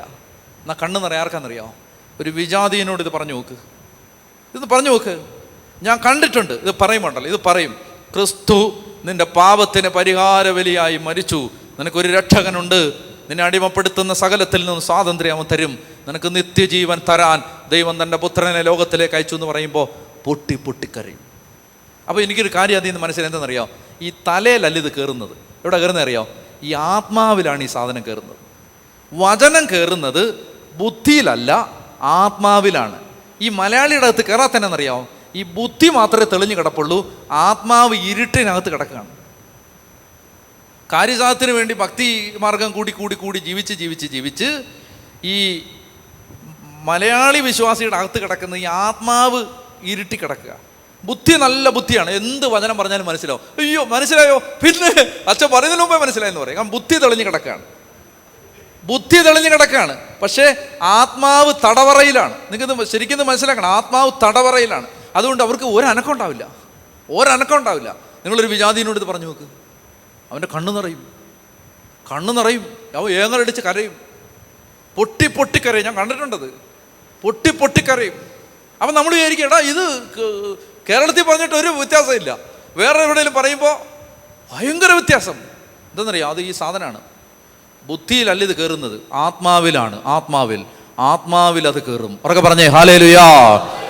അതുകൊണ്ട് ഈ വിശ്വാസം കിട്ടിയവരുണ്ടല്ലോ, നിങ്ങൾ ഈ വാട്സപ്പിലൊക്കെ കണ്ടില്ലേ ഈ ക്രിസ്ത്യാനികളെ ഇങ്ങനെ അടിക്കുന്നത്? പല സ്റ്റേറ്റുകളിലൊക്കെ നിങ്ങൾ കണ്ടോ? വാട്സപ്പിലൊക്കെ വന്നിട്ടുണ്ട്. പല സ്റ്റേറ്റിലൊക്കെ, ഛത്തീസ്ഗഡിലൊക്കെ വിശ്വാസം സ്വീകരിച്ച ആളുകളെ കുതിരെ പുറകെ നടന്നിട്ട് അടിക്കുന്ന വീഡിയോ ഒക്കെ ഉണ്ട്. ഇപ്പോൾ ഈ അടുത്തിടയ്ക്ക് ഇറങ്ങിയിട്ടുണ്ട്. നിങ്ങൾ വിചാരിക്കുന്നുണ്ടോ ഒരടി കൊടുത്താലൊക്കെ അവർ യേശുവിൻ്റെ നാമത്തിൽ നിന്ന് മാറുമെന്ന് നിങ്ങൾ വിചാരിക്കുന്നുണ്ടോ? ഒരടിയല്ല, 10 അടിയല്ല, തല തല്ലി കീറിയാൽ മാറത്തില്ലല്ലോ, തലയടിച്ച് പൊട്ടിച്ചാൽ മാറത്തില്ല. ഒരു മാറ്റം വരത്തില്ല. അടിച്ചാൽ ഒരു പ്രശ്നമുണ്ട്. എന്താണെന്നറിയോ? അടിക്കുന്തോറും ഇവരുടെ ആത്മവീര്യം കൂടിക്കൊണ്ടേയിരിക്കും. അവർക്ക് പറഞ്ഞേ ഹല്ലേലൂയാ. ഈ അടിച്ച് തീർക്കാൻ പറ്റുന്നൊരു പ്രസ്ഥാനമല്ല ഇത്, പറ്റില്ല. പുറപ്പാട് പുസ്തകത്തിൻ്റെ 1-ാം അധ്യായത്തിൽ ഒരു വാക്യമുണ്ട്, പീഡിപ്പിക്കുന്തോറും അവർ പെരുകിക്കൊണ്ടിരുന്നു. അതുകൊണ്ട് കേരളത്തിലെ ഒരു സാഹിത്യ നായകൻ ഒരിക്കൽ പറഞ്ഞു, ക്രിസ്ത്യാനിയെ അടിക്കരുത്, അവർ പെരുകും. ക്രിസ്ത്യാനിയെ അടിക്കരുത്, അവർ പെരുകും, അവർ പെരുകും. കാരണം ഇത് അടിച്ചാൽ ചോര തിളയ്ക്കുന്ന ഒരാത്മവീര്യത്തിന്റെ പേരാണ് യേശു ക്രിസ്തു. അടിച്ചാൽ ചോര തിളയ്ക്കുന്ന ഒരു അഭിഷേകത്തിന്റെ പേരാണ് യേശു ക്രിസ്തു. അതൊക്കെ പറഞ്ഞേ ഹല്ലേലൂയാ. അതുകൊണ്ട് ഒരാളുടെ തല തല്ലി പൊട്ടിച്ചാൽ 10 പേർ ആ സ്ഥാനത്ത് സുവിശേഷവുമായിട്ടും വേദപുസ്തകവുമായിട്ടും എഴുന്നേറ്റ് നിൽക്കും. അവരൊക്കെ പറഞ്ഞേ ഹല്ലേലൂയാ. അതുകൊണ്ട് നിങ്ങൾ വിശ്വാസം ചെറുതാന്ന് വിചാരിക്കരുത്. ചുമ്മാ വിരട്ടിയാലൊന്നും ഈ വിശ്വാസം ഒന്നും ആരും കളയില്ല. ആരെങ്കിലും കളയോ? നിങ്ങൾ കളയുമോ? കളയില്ല. നിങ്ങളെ പിടിച്ച് ഇന്ന് നമുക്ക് വിചാരിക്കും, നമുക്ക് ഇന്ന് ഇപ്പോൾ നമ്മൾ തമാശയിൽ പറയുന്ന പോലെ രക്തസാക്ഷി ആവാനാണ് ആഗ്രഹം, ഇഞ്ചക്ഷൻ എടുക്കുന്ന പേടിയാണ് എന്ന് നമ്മൾ തമാശ പറയുമെങ്കിലും നമ്മൾ സത്യം പറഞ്ഞാൽ നിങ്ങളൊന്ന് ആലോചിച്ചു, നിങ്ങളെ യേശുവിൻ്റെ നാമത്തെ പ്രതി ഒരാളൊന്ന് അടിച്ചു നോക്കട്ടെ. അടി കിട്ടുമ്പോൾ നിങ്ങൾ പരിശുദ്ധാത്മാവിലാവും. I challenge U. നിങ്ങൾ ഒരിക്കൽ കർത്താവിന് വേണ്ടി ഒരു അടി വാങ്ങിച്ചു നോക്ക്. ആദ്യത്തെ അടി കിട്ടുമ്പോൾ നിങ്ങൾ ആത്മാവിലാവും. അവരൊക്കെ പറഞ്ഞേ ഹല്ലേലൂയാ. ആദ്യത്തെ അടി മാത്രം നിങ്ങൾക്ക് നോവും, പിന്നടിക്കുന്ന ഒരടിയും നിങ്ങളുടെ ശരീരത്തിൽ കൊള്ളും, പക്ഷെ നോവില്ല. ആ അടി മുഴുവൻ ആത്മാവ് ഏറ്റെടുക്കും. അവരൊക്കെ പറഞ്ഞേ ഹല്ലേലൂയാ. മനസ്സിലാവുന്നുണ്ടോ? അതുകൊണ്ട് സുവിശേഷ വേലക്കാരെ അടിച്ചോണ്ടൊന്നും സുവിശേഷം ഇല്ലാതാവില്ല. വിശ്വാസം വലുതാണ്. വിശ്വാസം അതൊന്നും ആരും അടി കൊണ്ടാലൊന്നും കളയില്ല. അടി കിട്ടിയാലും കളയും. ഇപ്പം നമ്മൾ വിചാരിക്കും, ഇപ്പം നമ്മൾ സേഫ് സോണിലായതുകൊണ്ട് നമുക്ക് വിചാരിക്കും നമ്മളെ വിരട്ടിയാലൊക്കെ നമ്മൾ പള്ളിയിൽ പോക്ക് നിർത്തുമെന്നില്ല. ഇപ്പോൾ നിർത്തില്ല. നിങ്ങളെ ആലോചിച്ച് നോക്കണം. എന്താ നിങ്ങളെ കത്തി കാണിച്ചിട്ട് നാളെ പള്ളിയിൽ പോയ കൊന്നുകളയെന്ന് പറഞ്ഞാൽ നിങ്ങൾക്ക് ജീവിതത്തിൽ അന്ന് വരെ കിട്ടിയിട്ടില്ലാത്തൊരു ധൈര്യം അന്ന് രാത്രി വരാൻ തുടങ്ങും. നിങ്ങൾ പറയും, കൊന്നാലും എൻ്റെ ആത്മാവ് കർത്താവിൻ്റെ ബലി സംബന്ധിച്ചിരിക്കും എന്ന് നിങ്ങൾ പറഞ്ഞിരിക്കും. പറയും. അപ്പോൾ ഈ പകർന്നു കിട്ടിയ വിശ്വാസം ചെറുതല്ല എന്നാണ് ഞാൻ പറയുന്നത്. അങ്ങനെ നിസ്സാരമായിട്ട് കാണരുത്. നമുക്ക് കിട്ടിയ ഏറ്റവും വലിയ സമ്മാനം എന്താണെന്നറിയാമോ? യേശുവിനെ അറിയാൻ പറ്റി. യേശുവിനെ അറിഞ്ഞത് എത്ര വലിയ ഭാഗ്യമാണ്. ഞാൻ റോമാലേഖനം പഠിപ്പിക്കുന്നുണ്ട്. റോമാലേഖനം പഠിപ്പിച്ച് കഴിയുമ്പോൾ ഞാൻ ആ പഠിപ്പിച്ച് ക്ലാസ് തീരുമ്പോൾ പറയും, റോമാലേഖനത്തെ ഒറ്റ സെൻറ്റൻസിൽ ചുരുക്കി പറയാം, റോമാലേഖനത്തെ ഒറ്റ സെൻറ്റൻസിൽ സംഗ്രഹിക്കാം. യേശു ക്രിസ്തുവിലൂടെ അല്ലാതെ ഒരാളും സ്വർഗത്തിലെത്തില്ല എന്നതാണ് റോമാലേഖനം.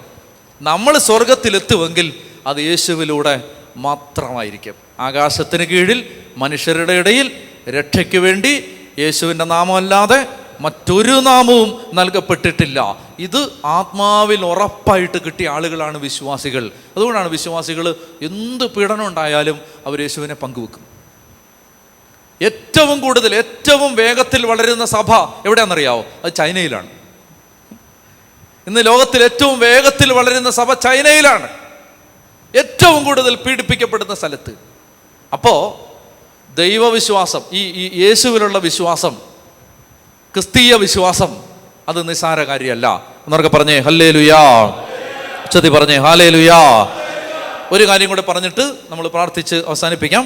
തിമോത്തിയോസ് എഴുതിയ 2-ാം ലേഖനത്തിൽ അടുത്ത വാക്യം, എൻ്റെ കൈവപ്പിലൂടെ നിനക്ക് ലഭിച്ച ദൈവിക വരം വീണ്ടും ഉജ്ജ്വലിപ്പിക്കണമെന്ന് ഞാൻ നിന്നെ അനുസ്മരിപ്പിക്കുന്നു. അത് പ്രധാനപ്പെട്ടതാണ്. അതിൻ്റെ അടുത്ത വാക്യമാണ് അതിൻ്റെ അർത്ഥം. എന്തിനാണ്? എന്തിനാണെന്നറിയാം? ബിക്കോസ് എന്തെന്നാൽ ഭീരുത്വത്തിൻ്റെ ആത്മാവിനെ അല്ല ദൈവം നമുക്ക് നൽകിയത്, ശക്തിയുടെയും സ്നേഹത്തിൻ്റെയും ആത്മനിയന്ത്രണത്തിൻ്റെയും ആത്മാവിനെയാണ്. അതായത് സ്നേഹത്തിൻ്റെ ആത്മാവ് പ്രവർത്തിക്കണമെങ്കിൽ, ശക്തിയുടെ ആത്മാവ് പ്രവർത്തിക്കണമെങ്കിൽ, ആത്മനിയന്ത്രണത്തിൻ്റെ ആത്മാവ് പ്രവർത്തിക്കണമെങ്കിൽ എന്ത് ചെയ്യണം? നമ്മൾ എന്ത് ചെയ്യണം? നമുക്ക് കിട്ടിയ കൃപയെ ഉജ്ജ്വലിപ്പിക്കണം. അത് പറഞ്ഞിട്ട് ഞാൻ നിർത്താം. എങ്ങനെയാ നമുക്ക് കിട്ടിയ കൃപയെ ഉജ്ജ്വലിപ്പിക്കുന്നത്? ഞാൻ 2-3 വഴികൾ പറയാം, പെട്ടെന്ന് പറയാം, വേഗം. ഒന്ന്, നമുക്ക് കിട്ടിയ കൃപാവരത്തെ ഉജ്ജ്വലിപ്പിക്കേണ്ടത് ഒന്ന് പ്രാർത്ഥന വഴി. പ്രാർത്ഥന കൂട്ടി കൂട്ടി കൂട്ടി കൂട്ടി കൃപാവരത്തെ ജ്വലിപ്പിക്കാം. 2, കൃപാവരത്തെ ഉജ്ജ്വലിപ്പിക്കാനുള്ള 2-ാമത്തെ വഴിയാണ് കുംഭസാരം വഴി. അത് വളരെ പ്രധാനപ്പെട്ടൊരു വഴിയാണ്. കൂടെ കൂടെ കുംഭസാരിച്ചാൽ കൃപാവരം ജ്വലിക്കും. കൂടെ ആഴ്ചയിൽ ഒരിക്കൽ മിനിമം കുംഭസാരിച്ചാൽ കൃപ വളരും. മറ്റൊരു വഴിയാണ് പരിത്യാഗത്തിൻ്റെ ജീവിതം. എന്ന് പറഞ്ഞാൽ ലോകത്താരും അറിയാതെ നമ്മൾ എടുക്കുന്ന പരിഹാര പ്രവർത്തികൾ കൃപയെ ജ്വലിപ്പിക്കും. പരിഹാരത്തിൻ്റെ ജീവിതം കൃപയെ ജ്വലിപ്പിക്കും, കൃപാജീവിതത്തെ ജ്വലിപ്പിച്ച് തരും. എല്ലാവരോടും കൊട്ടിഘോഷിച്ച് നടത്തുന്ന കാര്യങ്ങളല്ല, മറിച്ച് രഹസ്യമായി ആരും അറിയാതെ നമ്മൾ ഏറ്റെടുക്കുന്ന പരിഹാരങ്ങൾ, പരിഹാര പ്രവർത്തികൾ കൃപാജീവിതത്തെ ഉജ്ജ്വലിപ്പിക്കും. ഇപ്പോൾ പ്രാർത്ഥന, കുംഭസാരം, പരിഹാര ജീവിതം. ഞാൻ പെട്ടെന്ന് 2-3 വഴികൾ പറഞ്ഞാണ്. അപ്പോൾ പൗലോസ് പറയാണ്, എൻ്റെ കൈവപ്പിലൂടെ നിനക്ക് ലഭിച്ച കൃപാവരത്തെ ഉജ്ജ്വലിപ്പിക്കണം. ഈ അടുത്ത ദിവസങ്ങളിൽ ഒരു സഹോദരൻ പറയുമായിരുന്നു, നമ്മളെല്ലാം എന്ത് ചെയ്യണമെന്നറിയാം? എന്തെങ്കിലുമൊക്കെ പരിഹാരം എപ്പോഴും ഏറ്റെടുത്തുകൊണ്ടിരിക്കണം. അതായത് എല്ലാം നന്നായിട്ട് പോകുമ്പോൾ പേടിക്കണം. ഞാൻ നിങ്ങൾക്കൊരു ഉപദേശം തരാം. എല്ലാം നന്നായിട്ട് പോകുമ്പോൾ നിങ്ങളുടെ ഉള്ളിലൊരു അങ്കലാപ്പ് വരണം. ദൈവമേ, എനിക്കെന്തോ കുഴപ്പമുണ്ടോയെന്ന് ചിന്തിക്കണം. മനസ്സിലായോ? എല്ലാം ഇപ്പോൾ ഒരു കുഴപ്പം, ഇപ്പോൾ കുറച്ച് നാളായിട്ട് ഒരു പ്രശ്നമില്ല, അപ്പോൾ നിങ്ങൾ സൂക്ഷിക്കണം, എന്തോ വലിയ ഡേഞ്ചർ ഉണ്ടെന്നാണ് അതിൻ്റെ അർത്ഥം. എന്ത് ചെയ്യണമെന്നറിയാം? അപ്പോൾ ഒരു സഹോദരൻ പറയുകയാണ്, അവർ ഒരു 3-4 പേര് ഒരുമിച്ച് ജീവിക്കുകയാണ്. അപ്പോൾ ഒരുമിച്ച് ജീവിക്കുന്ന സ്ഥലത്ത് എന്നും പ്രശ്നമായിരുന്നു. ഈ ഒരുമിച്ച് ജീവിക്കുന്നിടത്ത് പ്രശ്നം ഉണ്ടാവും. അത് മനുഷ്യർ വ്യത്യസ്ത സ്വഭാവക്കാരായതുകൊണ്ടാണ്. ഒരുമിച്ച് വരുന്നിടത്ത് പ്രശ്നം ഉണ്ടാവും, ഒരുമിച്ച് ജീവിക്കുന്നിടത്ത് പ്രശ്നം ഉണ്ടാവും. അത് മനുഷ്യർ വ്യത്യസ്ത സ്വഭാവക്കാരായതുകൊണ്ടാണ്. അപ്പോൾ ഇവരിങ്ങനെ ഒരുമിച്ച് 3-4 പേര് ജീവിക്കുന്ന സ്ഥലത്ത് ഈ മിക്കവാറുമൊക്കെ പ്രശ്നം ഉണ്ടാവുമായിരുന്നു. അത് കഴിഞ്ഞ് അതിലെ 2-3 പേരൊക്കെ അങ്ങോട്ടും ഇങ്ങോട്ടൊക്കെ മാറി ഈ ഒരു 4-5 പേര് വന്നതെല്ലാം നല്ല ആളുകളാണ്. അപ്പോൾ ഇപ്പോൾ കുറച്ച് നാളായിട്ട് അവിടെ ഒരു കുഴപ്പമില്ല, എല്ലാവരും തമ്മിൽ വളരെ അഡ്ജസ്റ്റിംഗ് ആണ്. എന്ന് പറഞ്ഞാൽ എന്തെങ്കിലുമൊക്കെ പ്രശ്നം ഉണ്ടെങ്കിലും കാണാത്ത പോലെ പോവും, കേൾക്കാത്ത പോലെ പോവും, അറിയാത്ത പോലെ പോവും. എന്തെങ്കിലുമൊക്കെ ഉണ്ടെങ്കിൽ അതൊന്നും അങ്ങോട്ടും ഇങ്ങോട്ടും പറയത്തൊന്നുമില്ല, അതങ്ങ് സഹിക്കും, ആ കർത്താവിന് കാഴ്ചവെക്കും. അങ്ങനെ എല്ലാം നല്ല പോവാണ്. അങ്ങനെ പോകുന്ന സമയത്ത് അതിലെ ഒരാൾ പറയുകയാണ്, ഇപ്പോൾ എല്ലാം ഭംഗിയായിട്ട് പോവാണ്, അതുകൊണ്ട് നമ്മൾ നല്ല പരിഹാര പ്രവൃത്തികൾ എന്തെങ്കിലും ചെയ്യാൻ സമയമായി എന്ന് എനിക്കൊരു തോന്നൽ വരിക എന്ന് പറഞ്ഞു. നമ്മളിങ്ങനെ പോയാൽ പറ്റില്ല, നമുക്ക് എന്തെങ്കിലും ഒരു പരിഹാരം ഏറ്റെടുക്കണം. നമുക്കൊരു 2 മണിക്കൂർ മെറ്റിലേ നിൽക്കാം, കാരണം ഇപ്പോൾ എല്ലാം നന്നായിട്ട് പോവാണ്. നിങ്ങൾക്ക് പിടികിട്ടുന്നുണ്ടോ? അതായത് ഈ പരിഹാരം എപ്പോഴും, കൃപ നിലനിൽക്കണമെങ്കിൽ എന്തെങ്കിലും ഒരു പരിഹാരം എപ്പോഴും ഏറ്റെടുക്കണം. അത് നോമ്പ് കാലത്ത് മാത്രമല്ല, അത് ഒരു കുഞ്ഞു കാര്യമാണെങ്കിൽ പോലും എന്നും ഈ ഫ്രാൻസിസ് അസീസിയൊക്കെ ചെയ്ത് നമുക്ക് ചിന്തിക്കാൻ പോലും പറ്റാത്ത കാര്യമാണ്. അതായത് അതേ നല്ല ഭക്ഷണം വന്നാൽ അതിനകത്ത് കുറച്ച് ചാരം വാരിയിടുമായിരുന്നു, എന്നിട്ട് അതിൻ്റെ ടേസ്റ്റ് കളഞ്ഞിട്ട് കഴിക്കും. ഫ്രാൻസിസ് അസീസി നമുക്ക് ഒത്തിരി ദൂരെയാണ്, ഒത്തിരി മേളിൽ നിൽക്കുകയാണ്. അതേ ഒരു 10ാമത്തെ 20ാമത്തെ നിലയിൽ നിൽക്കുകയാണ്, നമ്മൾ താഴത്തെ ബേസ്മെൻറ്റിൽ നിൽക്കുകയാണ്. അത്രയൊന്നും പോയില്ലെങ്കിലും കണ്ടോ, എന്നും രുചികരമായ ഭക്ഷണം കഴിക്കുമ്പോൾ 2 ദിവസം രുചിയില്ലാത്ത ഭക്ഷണം കഴിക്കാൻ ഒരു തീരുമാനം എടുക്കുകയാണ്. മനസ്സിലായി? ഇന്ന് നല്ല കട്ടിലേക്ക് കിടക്കുകയാണ്, അപ്പോൾ 2 ദിവസം നിലത്ത് കിടക്കാൻ, അല്ലെങ്കിൽ വേറെ എവിടെയും കിടക്കാൻ, തറയിൽ കിടക്കാൻ ഒരു തീരുമാനം എടുക്കുകയാണ്. അപ്പം ഇങ്ങനെ ഒരു പരിഹാരം എടുത്താൽ ആത്മാവ് ജ്വലിക്കും. അത് വളരെ പ്രധാനപ്പെട്ട കാര്യമാണ്. ഒരു വാക്യം കൂടെ വായിക്കാം, പെട്ടെന്ന് നിർത്താം. അതായത് ദൈവത്തിൻ്റെ വചനം പറയുന്നുണ്ട്, കോരിന്തോസ് ലേഖനത്തിലാണ് 2 കോരിന്തോസ് 4 കർത്താവിൻ്റെ വചനം ഒരു കാര്യം പറയുന്നുണ്ട്. അതായത് ഈ നമ്മുടെ 2 കോരിന്തോസ് 4:16 വാക്യം ഇങ്ങനെയാണ്: ഞങ്ങളിലെ ബാഹ്യ മനുഷ്യൻ ക്ഷയിച്ചുകൊണ്ടിരിക്കുകയാണെങ്കിലും ആന്തരിക മനുഷ്യൻ അനുദിനം നവീകരിക്കപ്പെടുന്നു. ഇത് കേട്ടെ, മനസ്സിലായി? ഈ ബാഹ്യ മനുഷ്യൻ ക്ഷയിച്ചുകൊണ്ടിരിക്കുക, ബാഹ്യ മനുഷ്യൻ ക്ഷയിച്ചുകൊണ്ടിരിക്കുമ്പോൾ ആന്തരിക മനുഷ്യൻ നവീകരിക്കപ്പെടും.